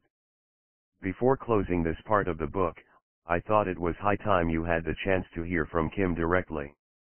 R.K. Robert has told you quite a bit about network marketing and the many ways it can create great value for you. I want to tell you about one more. It is a powerful business for women. When you look at the basic statistical profile of the network marketing community, one of the first things you notice is also one of the most remarkable: it is populated by more than 4 times as many women as men. You heard me right. According to the Direct Selling Association, of the 15 million people in the United States who are in network marketing, about 88% are female. And while they do not provide a breakdown by gender of the more than 62 million people in the business worldwide, the proportions on a global scale are probably close to the same as in the States. The supporting, coaching, nurturing relationship of a network marketing sponsor to her growing network of apprentice networkers is the kind of relationship and interaction in which women excel. Why? Historically, one reason is that many households have started their network marketing businesses as part-time ventures, and for families where the man 87 Chapter 17, a business where women excel is the primary breadwinner, that has often meant it was the woman who engaged in the part-time, stay-at-home business. A parallel factor is the fact that it is a home-based business, which means that building a network marketing business is uniquely compatible with the demands of raising a family. But I think it goes beyond these practical and historical circumstances. Network marketing is, at its core, a relationship business. As Robert has explained, it's not a business that revolves around making sales, it is a business that revolves around making connections. It's about establishing relationships, coaching and training, and teaching, and mentoring. The actual day-to-day work of building a network is less like carving out a sales territory than it is like building a community. And the supporting, coaching, nurturing relationship of a network marketing sponsor to her growing network of apprentice networkers is the kind of relationship and interaction in which women excel. Of course, none of this means that men can't be successful in network marketing, too. There are millions of men who are proving that every day. But the bottom line of the business is simply this: it is a business model where women excel. What women need, and it's a good thing, too, because today's women really need to learn how to build their own wealth. A young journalist approached me a few years ago and said, with obvious passion, "We have to make women aware that they have to take charge of their money. They cannot depend on someone else to do that for them." As we talked together, I soon learned where her passion was coming from. It turned out her 54-year-old mother had recently moved in with her after going through a divorce that had left her with basically nothing. She was now supporting her mother as well as herself. That was enough of a wake-up call in itself, but what had really shaken her up was when she took a close look at her finances to see what resources she had to support the two of them. She realized that if her steady paycheck were for any reason to stop suddenly, the only thing she had to fall back on was about $7,000 in savings. For a household of two, $7,000 wouldn't go very far. She and her mom were both a few thin paychecks away from poverty and even homelessness. No wonder she was passionate about the subject of women taking control of their finances. Fortunately for me, I am not in this young woman's position. Robert and I are financially set for the rest of our lives, regardless of what the economy does. But even though I don't have that sword hanging over my head, I am just as passionately driven as this young woman was on the subject of women creating their own financial independence. The how-tos of network marketing are no different for women as they are for men. However, the driving reasons why women build their network marketing businesses are often very different from those of their male counterparts. 88. The business of the 21st century. We know that we lead very different lives than our mothers did, but you may be surprised at just how different. Here are 6 reasons why women need to get into this game called wealth building. 1. The statistics. The statistics about women and money are startling. The following are U.S. statistics, yet for other countries throughout the world, the statistics are very similar or are trending in the same direction. In the United States, TXFPG PWFSUIFBHFPGBSFTJOMFJOPUIFSET financially responsible for themselves. T8 caretaker for the home. A woman is away from the workforce an average of 14.7 years, as compared to 1.6 years for men. Add this fact to the lower salaries women still receive, and you have retirement benefits that are only about 1/4 those of men. National Center for Women and Retirement Research NCWRR, T8 Fops Fix Fopm Juk Bobok Spiced Fufuf Ufus Pof Subanfo, and Literacy, June 12, 2000, which means they must provide for those extra years. However, married women who are baby boomers can expect to outlive their husbands by 15 to 20 years, on average. T0GUIF MEFSMS MJAJOK PUFSAZUIS PVUPGGPVSBSF SPFO, Morning Star Fund Investor, T Spijn Buffms Footfop Bupgo Fox and Fox JM Buttonfijn Jufuk Pufsas. What do these statistics tell us? That more and more women are not educated or prepared to take care of themselves financially, especially as they grow older. We've spent our entire lives taking care of our families, but have no ability to care for ourselves in this vital way. 2. Avoiding dependency. You don't get into a marriage expecting a divorce. You don't begin a new job expecting to be laid off. But it happens, and today with more and more frequency. Women, if you are depending on a husband, a boss, or anyone else for your financial future, think twice. They may simply not be there. Too often, we may not even realize just how dependent we are until we're faced with our own personal wake-up call. 3.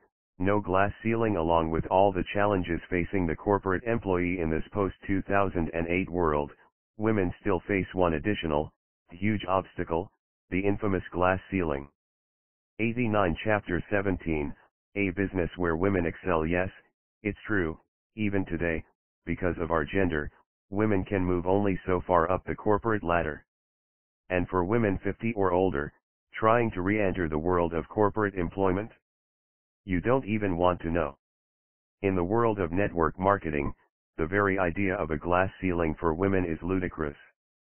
Your network marketing company doesn't care if you're female or male, black or white, a college grad or a high school dropout. It only cares about how diligently and effectively you build your network, and as I pointed out, there are 4 times as many women as there are men doing exactly that. The key is your skills, education, and experience. There are no limits and no ceilings, glass or otherwise, for women in the world of network marketing. 4. No limits on income. Because of the glass ceiling and the still present wage inequality between men and women in the job market, a woman is often limited in the amount of income she can make. Studies show that women with the same education and experience as their male counterparts earn about 74 cents for every dollar their male peers earn. But a network marketing business is fully scalable. Regardless of gender, in network marketing, the size of the income stream you can generate by building your network is without limit. 5. Increase self-esteem. Personally, I think this is one of the greatest benefits and rewards to a network marketing business, and it is one of the strongest reasons women become involved in the business. It's not unusual for a woman's self-esteem to be linked to her ability to provide for herself. Being dependent on anyone for your financial life can lead to a reduced sense of self-worth. You may do things you otherwise would not do if money were no issue. I've seen women's self-esteem soar once they know how to make it on their own financially. And when a woman's self-esteem rises, the relationships around her tend to improve. Higher self-esteem leads to greater success, which ultimately leads to the greatest gift of all, freedom. 6. Control of your time. When it comes to devoting energy to building genuine wealth, one major impediment women often have far more than men is the simple matter of time. This is especially true for mothers who spend many hours taking care of children. I hear from many women, after I come home from work, I have to get dinner ready, help my kids with their homework, and clean up the dishes. By the time everyone's in bed and I have a free moment to myself, I'm exhausted. As a network marketer, you are in control of your time. This business is something you can do part-time or full-time. It is something you can do from your home, on the phone and computer, in the evenings, weekends, anytime, anywhere. It is a business the business of the 21st century that can travel with you, that you can keep in your pocket, and that you can engage in half-hour increments, if that's what your schedule and circumstances dictate. Wealth building is a necessity. These 6 reasons support why women so strongly need to learn how to build their own wealth. The statistics prove how much times have changed for women and point out that our need for real-life financial education is no longer a luxury, it's a necessity. Depending on someone else for your financial future is like rolling the dice. The reward may be there in the end, but the risk is steep. Glass ceilings and limits to income are what so many women have been fighting against for ages. Both disappear in the world of network marketing. And then two of the greatest gifts of all, a higher sense of self-worth and time to spend exactly as you want, can be yours. However, out of all these reasons I've just listed, I have no way of knowing which speaks the most to you. You are not the average woman, you are you. And the single most compelling reason for building your network marketing business is one that only you can determine. Create your wealth, and have fun doing it regardless of what that compelling reason is. You have to remember one more thing when starting a network marketing business, and that is to have fun. Yes, it's great to think that you can earn an extra $100, $1,000, or even $10,000 a month, and that you can avoid dependency and have control of your time, but if you are not having fun, it can quickly lead to that same rut many find themselves in out in the corporate world. Simply put, you have to be passionate about what you do. The lack of it will reflect in your bank account. That's why I think party plan business is a type of network marketing business that revolves around in-home parties are ideal for so many women looking to start their own businesses. Party plan businesses are the perfect opportunity to spend time with family and friends in the comfort of your own home, even while you are creating a social network that will allow you to build wealth and have fun doing it. An interesting fact about the party planning sector is that during turbulent economic times, it continues to fare well. In fact, this is one reason the network marketing industry as a whole is such a force to be reckoned with. Companies such as Vorwerk, Jafra Cosmetics, Mary Kay, Tupperware, Scentsy, Party Light, Stampin' Up, Jewels by Park Lane, The Longaberger Company, and Southern Living at Home are among 64 direct selling companies with an annual global wholesale revenue of $100 million or more. According to a September 2009 direct selling news report, Tastefully Simple, a party plan company offering specialty food items, saw sales rise by 5% in 2008, despite the recession. Another, Pampered Chef, which was purchased by billionaire 91 Chapter 17, a business where women excel, Warren Buffett in 2002, saw a 5% increase in recruiting during that same time period. What's the message here? Party plan companies offer a low-risk, highly rewarding opportunity for any woman looking to take charge of her financial future. I recommend it for stay-at-home moms looking to join the ranks of new entrepreneurs, working women looking to supplement their paychecks, college students hoping to earn a few extra dollars, any woman who wants to give herself the opportunity to create wealth, and have fun doing it. Know what's important? On our very first date, Robert asked me what I wanted to do with my life.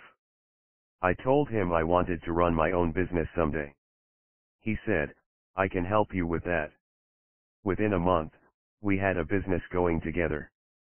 But he also started talking to me about larger things, too, about spirituality, and asking me about my life's purpose. This was in the 1980s, when people were workaholics and proud of it.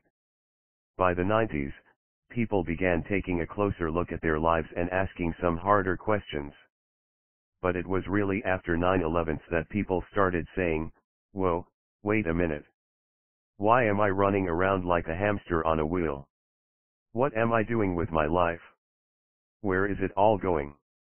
I hear women all the time say they are too busy to get involved in a part-time home-based business. I tell them, here's the key to making your business successful: you have to look at your life, really look at it, and ask yourself, what is it that is so meaningful to me that I have to have it in my life? What is important enough to you that you'll make the time and devote the effort to building a business that generates its own income, and then use that income to build wealth that will take care of you for the rest of your life? Because if you don't identify what that is, it's just not going to happen. Freedom is different for everyone, success is different for everyone. It's personal, and it should be personal. Numbers are abstract, Whether it's $5,000 or $1 million, it doesn't really mean anything until you give it the meaning it has in your own life. Early in our marriage, Robert and I were both passionately committed to being in business for ourselves, to not having other people tell us what to do, and to being in control of our own financial destinies. That was so important to us that we were willing to put up with just about any hardship to make it happen. And it took years, really, about 10 years. At times, the stress of having no income was enormous. We had all sorts of friends who were telling us we were crazy, that we should just go get regular jobs with regular paychecks, but that was what we absolutely did not want to do. Finally, we decided we had to do something. Robert began teaching some courses. I went to a friend who had a clothing line and asked her to let me market her clothes. I went to hair salons and set up little mini boutiques. There was no paycheck 92, the business of the 21st century, in it, no guarantees, only sales commissions, and in truth, I really made very little in commissions. But it got me out there, doing something. I learned that this is the essence of being an entrepreneur. You have to go out there and make things happen. And the only way you are going to do that is if you know what is really, truly important to you, and you realize that the only way you are going to have that is to create it yourself. 93 Part 3 Your future starts now. What it will take to get your successful network marketing business started. Chapter 18 Choose wisely. So you've decided to start your own network marketing business. Congratulations. Now you face a choice. There are several thousand network marketing companies in operation. Which one are you going to join? And how do you choose? Newcomers to network marketing often make this choice by default, by simply signing up with the first opportunity to come along. Now, it may well be that the first company you hear about is a great company, and a wise choice for you. But it should be an informed, educated choice that you make with care. This is your future we're talking about. So how do you choose? On what criteria do you base your decision? Our company has the best compensation plan. You can make great money here. When I was investigating different network marketing companies, I often heard this comment. The people anxious to show me their business opportunity would tell me stories of people making hundreds of thousands of dollars a month from their business. Because I have met people who really do make hundreds of thousands of dollars a month from their network marketing business, I don't doubt its massive earning potential. Yet I do not recommend looking into a network marketing business primarily for the money. We have the best, most premium quality products that have changed people's lives. I heard this a lot, too. Profound product benefits were probably the number 2 reason for joining that people gave me, money being number 1. And again, I didn't doubt it. While I heard plenty of exaggeration and outright hype, I also found truly great products, some of which I still consume or use today. In fact, exceptionally high-quality products tend to be one of the hallmarks of network marketing. Yet products are also not the most important benefit. Let me repeat that, when choosing a company to work with, the product is not the most important consideration. 97 Chapter 18, Choose wisely. I stress this because most people assume that the product is the most important thing. It's not. Remember, you're not taking a job as a salesperson, you're going into business for yourself, and the business you are in is network building. And when you start looking around at different companies, the question foremost in your mind needs to be, is this company going to help me learn how to become a master network builder? The number 1 reason I recommend network marketing is for its system of real-world business education and personal development. A network marketing system is set up to make it possible for anyone to share in the wealth. It is open to anyone who has drive, determination, and perseverance. It does not care what your family name is or what college you went to, or if you went to one at all, how much money you make today, what race or sex you are, how good looking you are, how popular you are, or even how smart you are. Most network marketing companies care primarily about how much you are willing to learn, to change, and to grow, and whether you have the guts to stick it out through thick and thin while you learn to be a business owner. Is this true of every single network marketing company out there? No. As in anything, there are the good, the bad, and the ugly, and there are also the truly great. Not all network marketing companies really support education. There are some that are just about hustle, they just want you to go sell for them, and don't really care about teaching you anything. They just want you to bring your friends and family into the fold. If you run into one of those companies, I would be leery about getting involved. They won't contribute to your growth and may not be around long. But the better companies out there will be totally dedicated to your business education. They are committed to the long haul and place a priority on developing your skills and your abilities. When you find a company like that, with leaders above you who are willing to train you and help you become the business person you can be, that's a company to stay with. Is the compensation plan important? Sure. Is the quality of the product line critical? Of course. But far more than those things, what I really look at is how dedicated the company is to developing you as a strong B-quadrant individual, a genuine wealth-building business person. That's the most important thing about the network marketing company you affiliate with. It really is your business school. If you like what you hear from the initial presentation, take some time to actually meet the people who do the educating and training.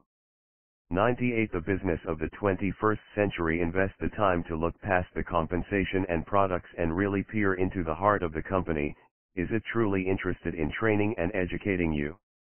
This takes more time than just listening to a 30-minute sales pitch, clicking through a colorful website, and hearing about how much money people are making.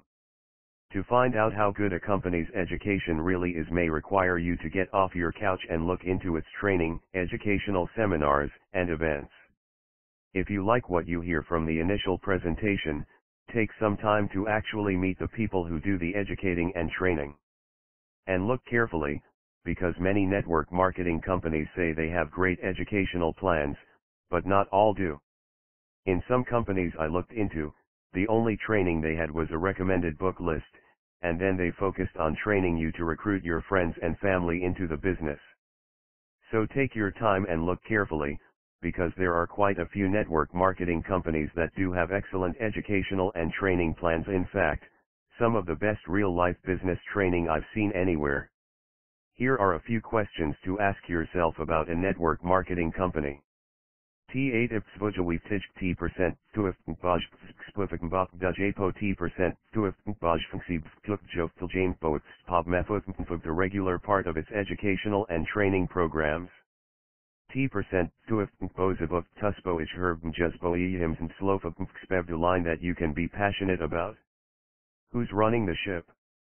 Inexperienced people, who approach a new business with an E-quadrant or S-quadrant perspective, often look at a company's products, pay plan, or promotion to judge the strength of the company. I skip over all that and look directly at the principals, the people at the helm. It's not that the product and pay plan and everything else aren't important. But no company is perfect. Problems always happen. If you have the right people running the ship, then whatever goes wrong, they'll fix it.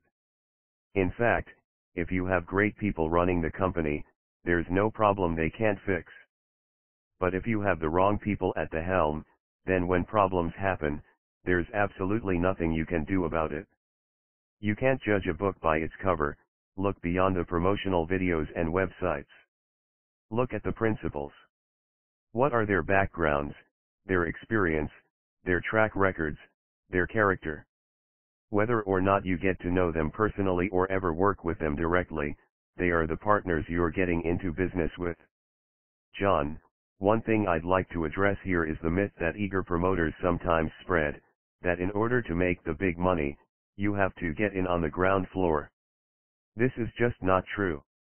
99 Chapter 18, Choose Wisely. Robert, not only is it not true, it's plain stupid. The majority of business startups fail within their first year or two, and that includes startup network marketing corporations. Why would you want to risk your hard work, time, and energy by investing all that in a company that doesn't yet have a track record? John, there are strong, viable, excellent network marketing companies that are 3 years old, and there are those that are 30 years old. It's true that there is something exciting and invigorating about being part of something that is still young and in its fresh beginnings. But there is also a lot of power and credibility that comes with being affiliated with a company that has been in business for decades. I would exercise due caution about committing yourself to a company that has barely opened its doors. Yet, even here, there are exceptions. You may find a new company that is just starting out, yet has such strong corporate credentials that it merits serious consideration. The point here is, do your due diligence, find out what it is you're looking at and who you're getting into business with. Don't be fooled by people telling you that the trick to getting rich is being with a brand new company, or a 5-year-old company, or a 35-year-old company. There is no trick. There is no magic formula.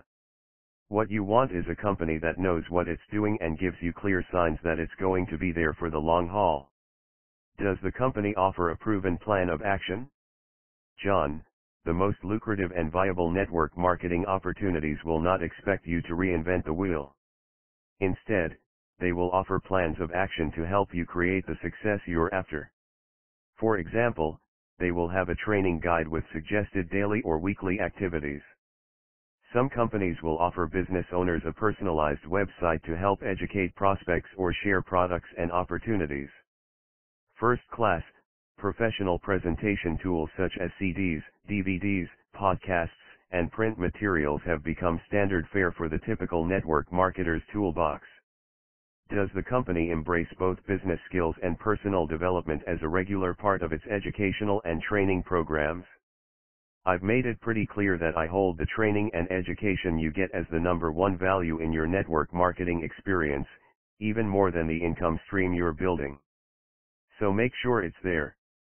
Make sure your company places a high value on regular training, both in business skills and also in character development and personal growth. For decades, 100 the business of the 21st century, the leaders in this industry have known that it pays to provide their people a steady diet of great inspirational and educational material.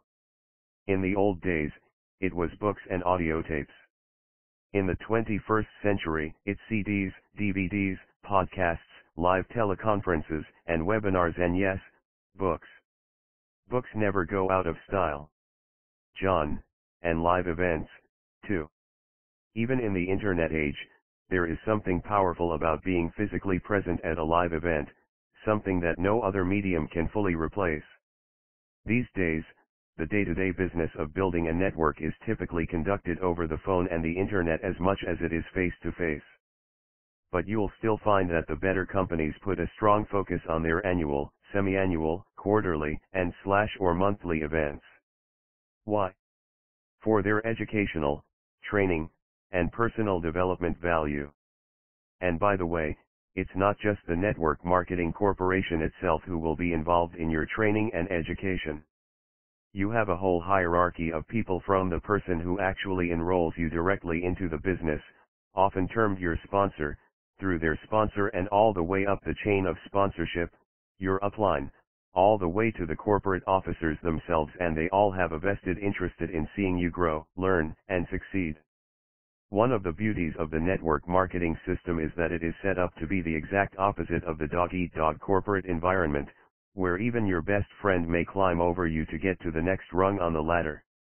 In network marketing, that kind of cutthroat competition doesn't happen, simply because your sponsors and upline success depends on your success.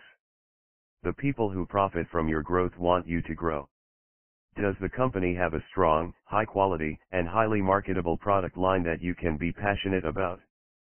Even if it isn't consideration number one, the company's product offering is critically important. Why? Because of one word: buzz. Network marketing companies typically don't do a lot of mass media advertising. You don't often see billboards or TV ads for these products. Why not? Because they use a completely different promotional model. Instead of putting their advertising budgets into expensive mass media, they put their advertising budget into people like you. John, the lifeblood of a growing network is word of mouth, individual people telling other people about their product or service and the opportunity they have become a part of. 101 Chapter 18, Choose wisely. Because of that, the products and services that typically do really well in the network marketing model are those that people get excited about, those that have a great story to them, those that have an intriguing ingredient or unique history, those that provide the user especially powerful benefits, or those that are the first of their kind products or services that tell a unique story.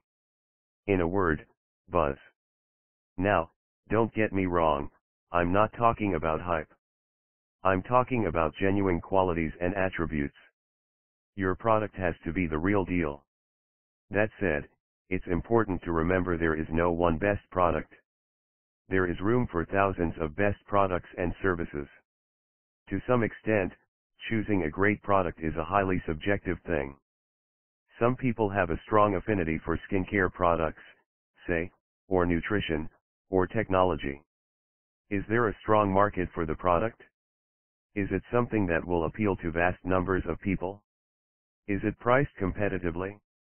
Do you believe in the product's value, and will you use it personally? Does it have a great story to tell? When you are genuinely passionate about the product you're sharing with others, they'll be more likely to become excited about it, too. 102 Chapter 19 What it takes. So what does it take to build your own successful network marketing business? First, let's look at what it doesn't take.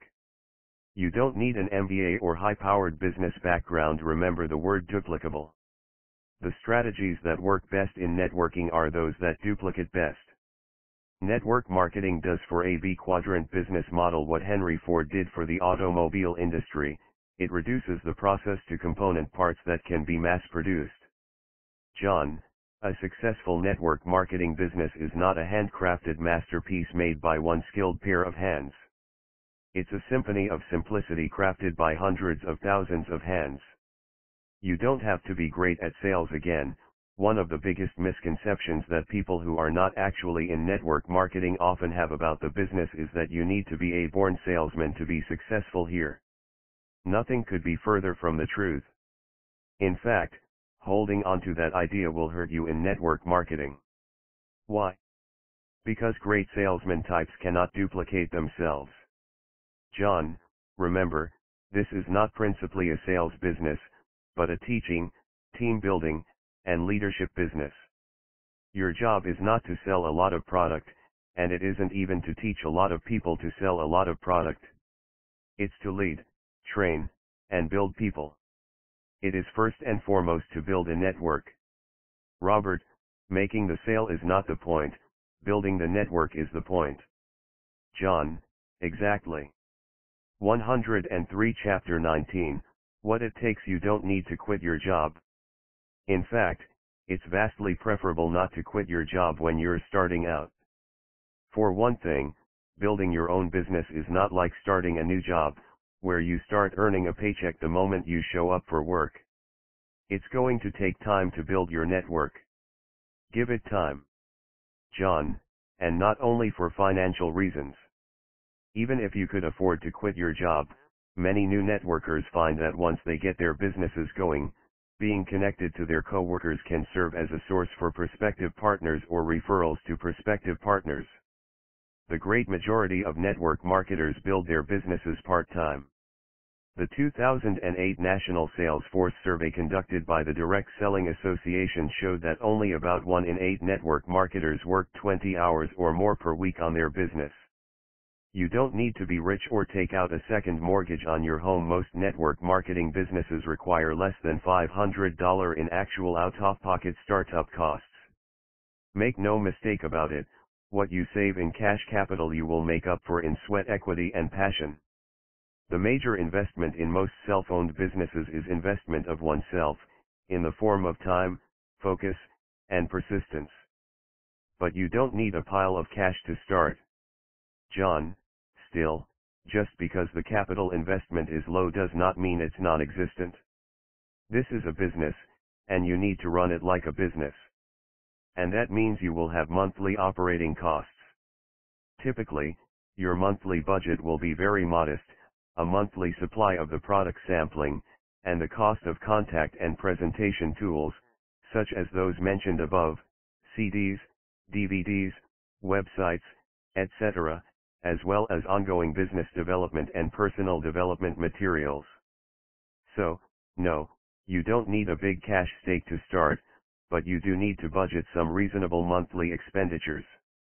You don't need to be a genius at negotiation or a whiz at numbers. You do need a burning desire and determination fueled by a strong dose of passion. You have to love what you do, says my friend Donald Trump. Without passion, great success is hard to come by. As an entrepreneur, you'll have tough times if you aren't passionate about what you're doing. Those are a few of the things it doesn't take to build a successful network marketing business. Now let's look at what it does take.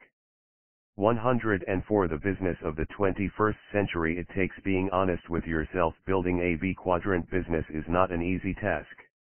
You need to ask yourself, do I have what it takes? Am I willing to go beyond my comfort zone? Am I willing to be led as well as to learn to lead? Is there a rich person inside of me, ready to come out?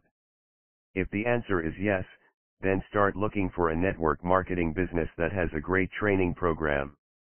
John, I would also add this: make sure you are clear on where you are and what you would like to accomplish in your life. Having a vision for what you would like to accomplish is essential. Then, get clear on your expectations. Get clear on what it will take, in terms of time put in each week, as well as money, skills, and resources. Get clear on what actions you'll need to take to make this business successful. Get clear on a realistic time frame. In the book I wrote with Donald Trump, Why We Want You to Be Rich, Donald wrote, network marketing requires an entrepreneurial spirit, and that means focus and perseverance. I do not recommend network marketing to people who are not highly self-motivated. Donald is absolutely right.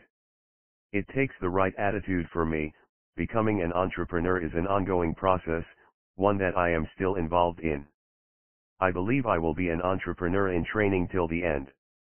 I love business, and I love solving business problems. It is a process that brings me the kind of life I want. So, although the process has been tough for me at times, it has been worth it. One thought has kept me going: it was my glow in the dark, even in the darkest of hours. I had a small piece of paper from a Chinese fortune cookie taped to the base of an office phone at our surfer wallet company that read, "You can always quit. Why start now?" There were many phone calls that I had to handle that provided me with more than enough reasons to quit. Yet, after hanging up the phone, I would glance at the words of wisdom from the fortune cookie and say to myself, as much as I want to quit, I won't quit today. I'll quit tomorrow. The good thing is, tomorrow never came. My rich dad used to say if getting rich were easy, everybody would be rich. That's why, when people ask what was the number one thing that allowed me to become rich, I say that I didn't want anybody to tell me what to do. I wanted my freedom so badly. I didn't want job security. I wanted financial freedom. And that's what network marketing offers.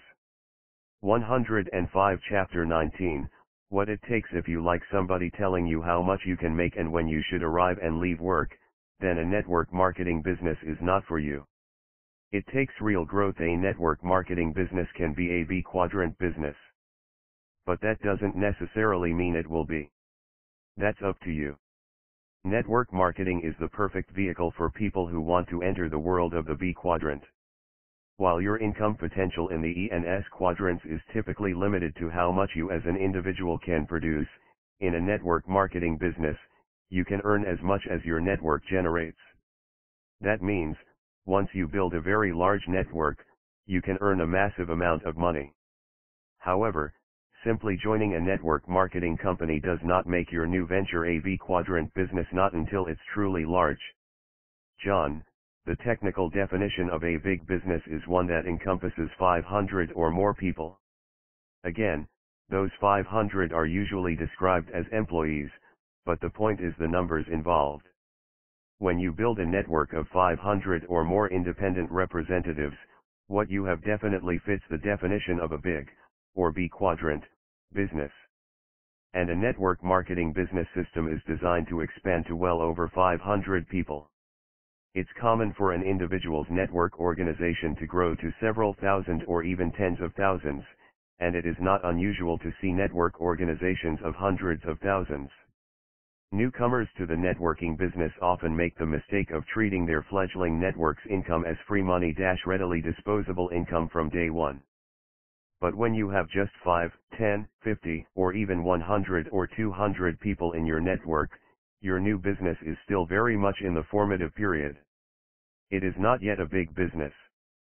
Once your network grows beyond 500 people and is getting into the thousands, you have a true B quadrant business that is generating passive income. It is not only a viable network, it is an income generating asset. But this means that the interval from when you join your company up to the point that you reach that 500 plus scale of business is a formative period, a time of laying your foundation. Keep it in perspective. Keep your eye on the real goal, wealth building. It takes time. If you have the idea that you can start a network marketing business and expect to start making money right away, then you are still thinking like someone who lives in the E or S quadrants. In fact, it is people in the E and S quadrants who are most often sucked into the get-rich-quick schemes and scams of life. 106. The business of the 21st century. John, there is no such thing as a get-rich-quick method in network marketing. While the activities of the business are simple, they require time and effort, the foundation of passive income. The DSA says that, on average, 1 in 10 contacts will say yes to the opportunity. However, that figure improves with the business owner's level of experience. Remember, this number will hold true in volume. Though you may not find it average for just 10 contacts, you'll discover it is true for 100 contacts. Over the years, there have been some people who have promoted the network marketing business as a sort of fast track to wealth. Of course, this is total nonsense. The people in network marketing who have developed their leadership skills, built their businesses, and developed genuine wealth have spent long, hard years doing it. So don't be fooled if you hear anyone try to tell you that you should see quick results. This isn't some sleight of hand or 6-month, hit-it lucky joyride. This is serious business. This is your life we're talking about here. In the real world of business, if you cannot start producing business within 3 to 6 months, you are fired. Xerox was a little more generous. They gave me a year to learn and a year of probation. If I hadn't had those 2 years, I would have been fired. Your situation is different. Your network marketing company is not going to fire you, so don't fire yourself. Don't give it a few months or a year of effort and then say, oh well, I guess that didn't work out. Give it the time it needs. Robert, John, when I tell people, give it time, I invariably get the question, okay, how much time? How would you answer that? John, I say give it 5 years. Robert, that's exactly the same answer I give.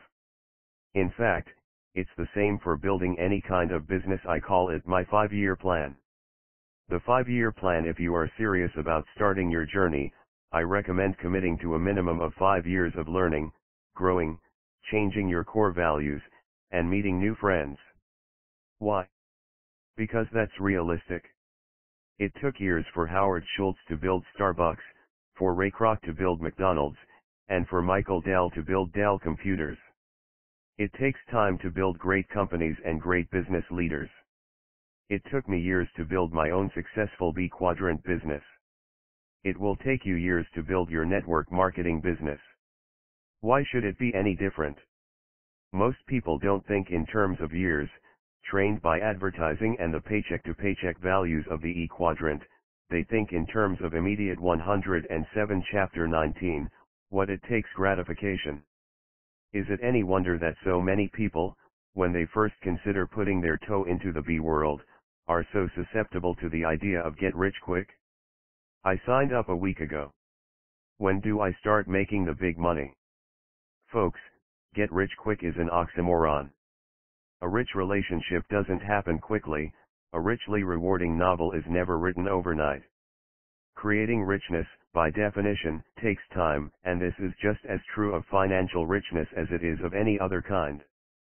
This is why there are so few people in the B quadrant. Most people want money but are unwilling to invest their time. 10,000 hours, do the math. If you work 8 hours a day, 5 days a week, you hit the 10,000 hour mark after 5 years of full-time effort. In his book Outliers, The Story of Success, Malcolm Gladwell explains that to become outstandingly accomplished at anything, it takes about 10,000 hours of hard work. As a high school kid, Bill Gates put in 10,000 hours of programming. When they were still just another unknown British band of wannabes, the Beatles played a nightclub in Hamburg, 7 hours a day, 7 days a week, and put in about 10,000 hours.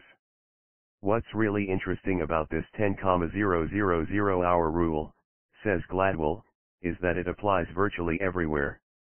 You can't become a chess grandmaster unless you spend 10,000 hours on practice. The tennis prodigy who starts playing at 6 is playing in Wimbledon at 16 or 17 like Boris Becker. The classical musician who starts playing the violin at 4 is debuting at Carnegie Hall at 15 or so. 10,000 hours, do the math. If you work 8 hours a day, 5 days a week, you hit the 10,000 hour mark after 5 years of full-time effort. Fortunately for you, mastering network marketing is not like becoming a chess grandmaster. You don't need to become Boris Becker, the Beatles, or Bill Gates. You don't need to become the best in the world, but you do have to master the skills of the business. It won't take you 5 years of full-time, 40-hour weeks. But to learn and master what it takes to build a massive network with passive income, do yourself a favor and give yourself enough time. By the way, I still use this 5-year plan. When I decide to learn something new, for example, investing in real estate, I still allow myself 5 years to learn the process. When I wanted to learn how to invest in stocks, I again gave myself 5 years to learn the process. Many people invest once, lose a few dollars, and then quit. They quit after their first mistake, which is why they fail to learn. But losing is part of the process of winning. It's only losers who think that winners never lose, who think that mistakes must be avoided at all costs. Mistakes are priceless opportunities to learn essential lessons. Today, I still give myself 5 years to make as many mistakes as possible. I do this because I know that the more mistakes I make and learn from, the smarter I will 108 the business of the 21st century become. If I make no mistakes for 5 years, then I am no smarter than I was 5 years ago, just 5 years older. Give yourself time to unlearn, to as much learning as you'll do in this business. Chances are good there is also a substantial amount of unlearning that needs to happen. One reason so many people get so entrenched in the E and S quadrants is that they start to feel comfortable there. It isn't that these quadrants are inherently more comfortable. After all, you're being taxed like crazy, your time is never your own, you're often forced to work with people you can't stand. In so many ways these quadrants are really quite uncomfortable. But people start to feel comfortable there because they have spent years learning how to be there, and it's what they know. That all changes when you enter the world of network marketing.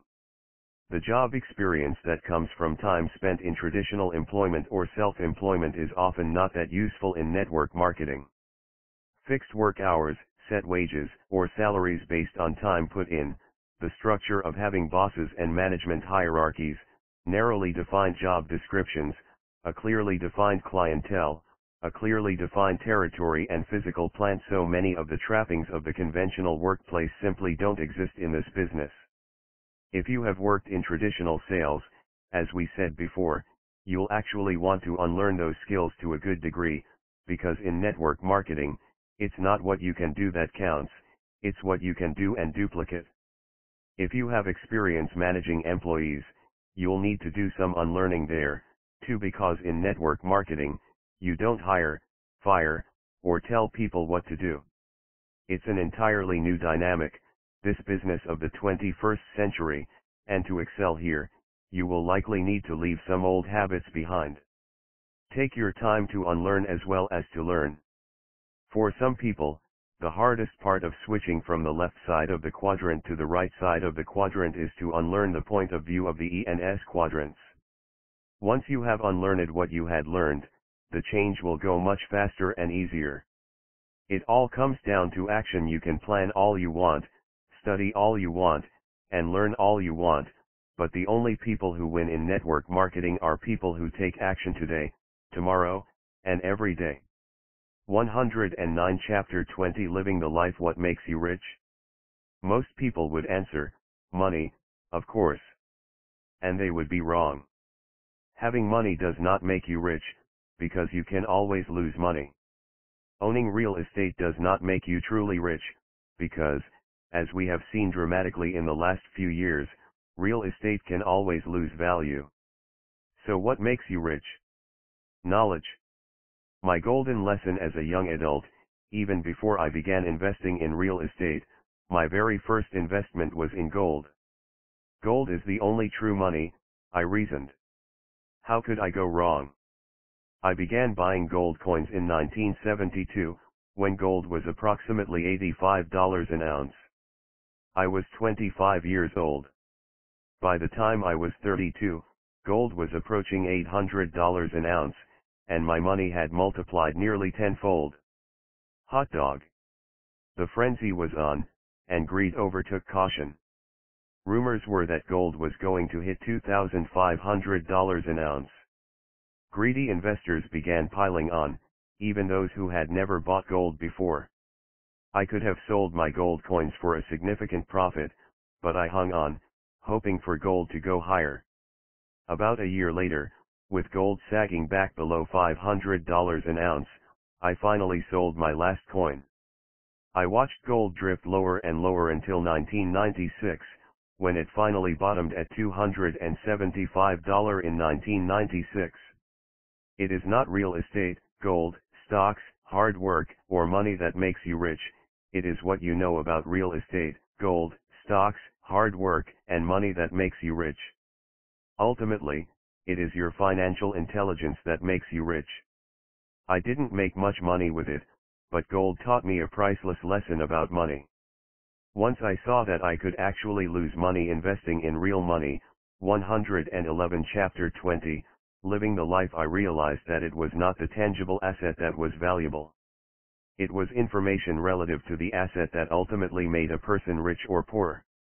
It is not real estate, gold, stocks, hard work, or money that makes you rich.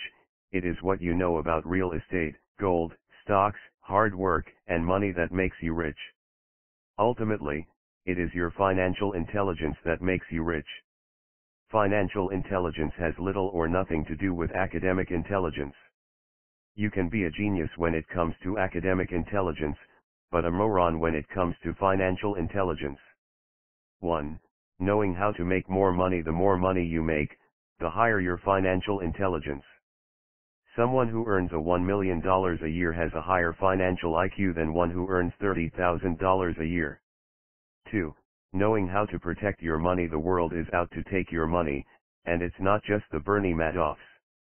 One of the biggest financial predators is your government, who takes your money legally. Take two people who both make $1 million a year. If one pays 20% in taxes while the other pays 35%, the first person has a higher financial IQ. 3. Knowing how to budget your money. Many people fail to keep much money out of what they earn, simply because they budget like a poor person rather than like a rich person. Budgeting your money also takes financial intelligence. Take two people. Person A earns $120,000 a year, and person B earns only $60,000 a year. Who has more financial intelligence? Person A. Not so fast. Let's say person A also spends $120,000 every year, putting him at square one at year's end.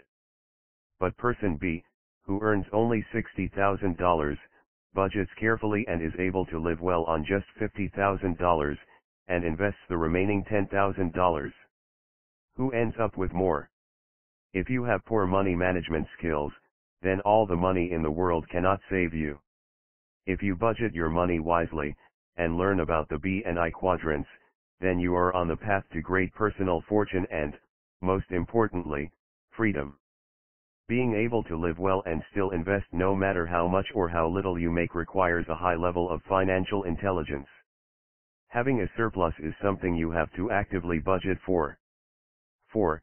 Knowing how to leverage your money after you budget a surplus, the next financial challenge is to leverage that surplus. Return on investment is yet one more measurement of financial intelligence. 112 The business of the 21st century. The person who earns 50% on his money has a higher financial IQ than one who earns 5%.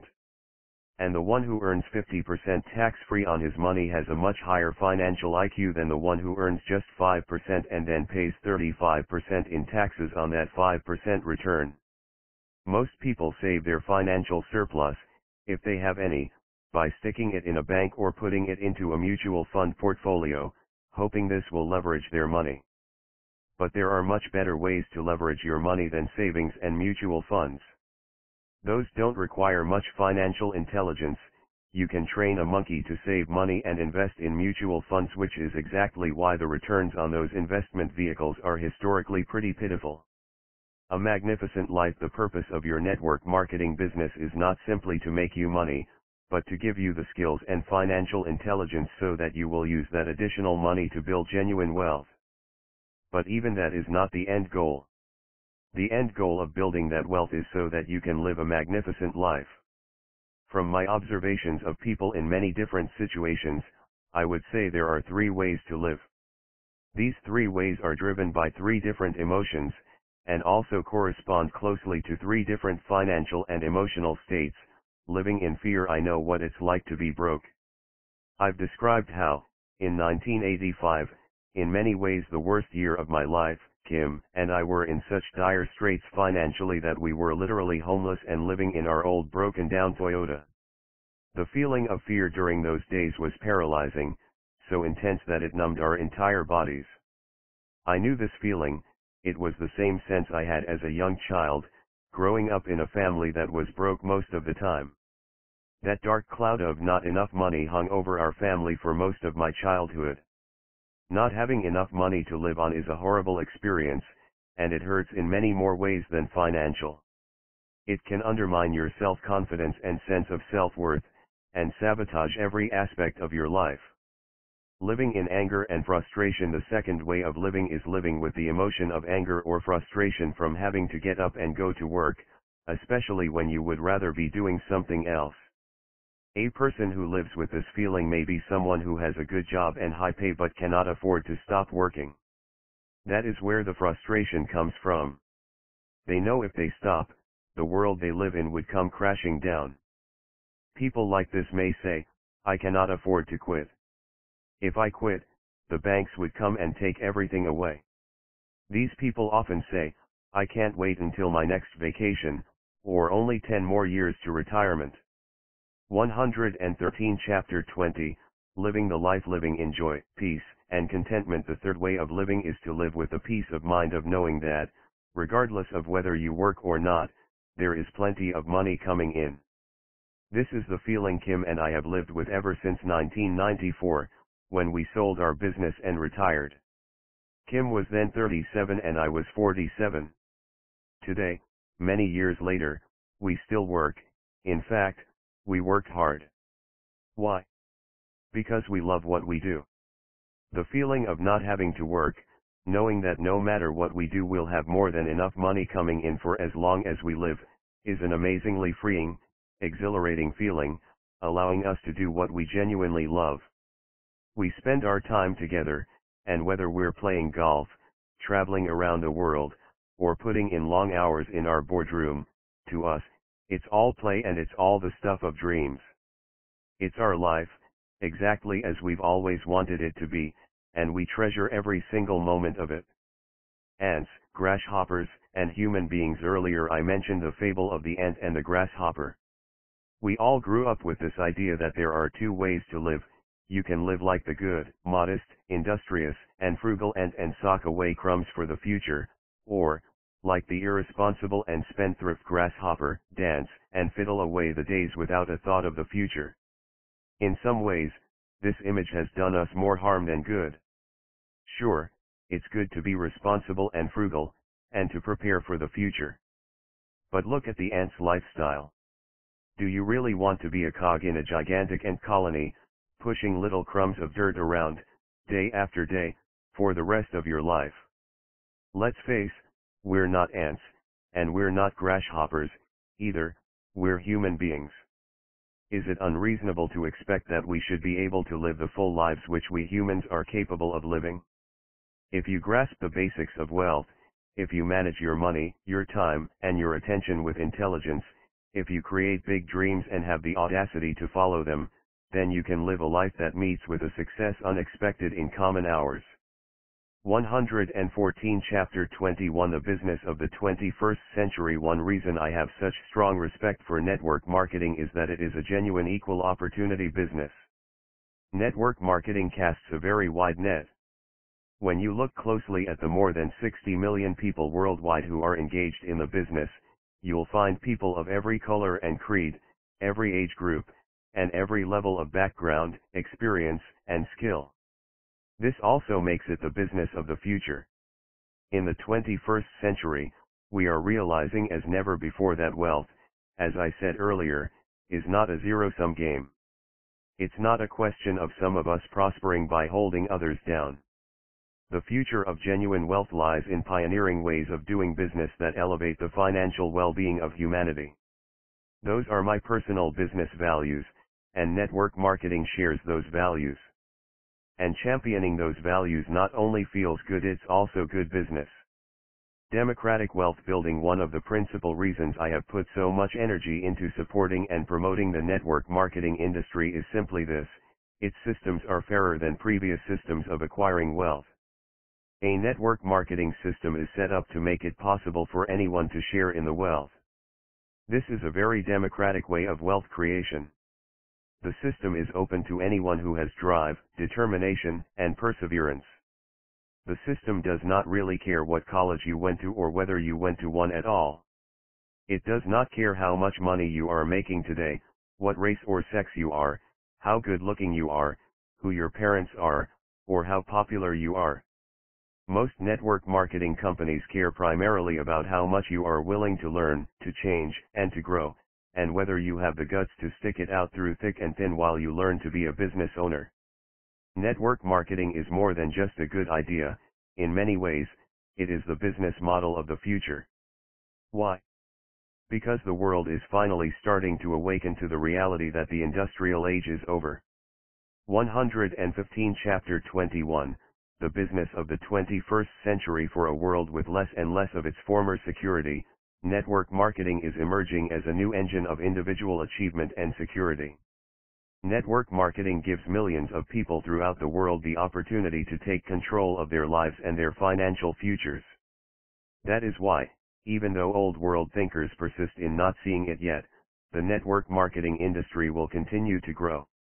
In the years ahead, I expect to see an explosion in the prevalence, penetration, visibility, and maturation of leading network marketing companies. Earlier I wrote about how Thomas Edison became rich, not by making a better light bulb, but by creating the network that supported the light bulb. Edison had a young employee named Henry who did something very similar with another new invention that, at the time, seemed to have no real practical use. By its very nature and design, network marketing is a strikingly fair, democratic, socially responsible system of generating wealth. Like Edison with the light bulb, young Henry Ford did not invent the automobile, but he did something radical that forever changed the invention's destiny, along with the destiny of millions of people. At the turn of the century, the automobile was seen as a curiosity, a rich person's toy. And indeed, they were so inordinately expensive that only the rich could afford to own one. Ford's radical idea was to make the automobile available to everyone. By slashing production costs and adapting the assembly line to mass-produce standardized inexpensive cars, Ford became the largest automobile producer in the world. Not only did he make his car affordable, he also paid the highest wages in the industry and even offered profit-sharing plans, redistributing over $30 million annually to his workers, and $30 million was worth a lot more in the early 1900s than it is today. Ford's mission statement was to democratize the automobile, and in the course of fulfilling that mission, he made himself a very rich man. Network marketing is a revolutionary form of business. For the first time in history, it is now possible for anyone and everyone to share in the wealth that, until now, has been reserved only for the chosen few or the lucky. The business is not without its detractors. And it has had its share of hucksters and flim-flam artists, unethical people trying to make a quick buck. But by its very nature and design, network marketing is a strikingly fair, democratic, socially responsible system of generating wealth. Despite what its detractors will tell you, network marketing is not a very good business for greedy people.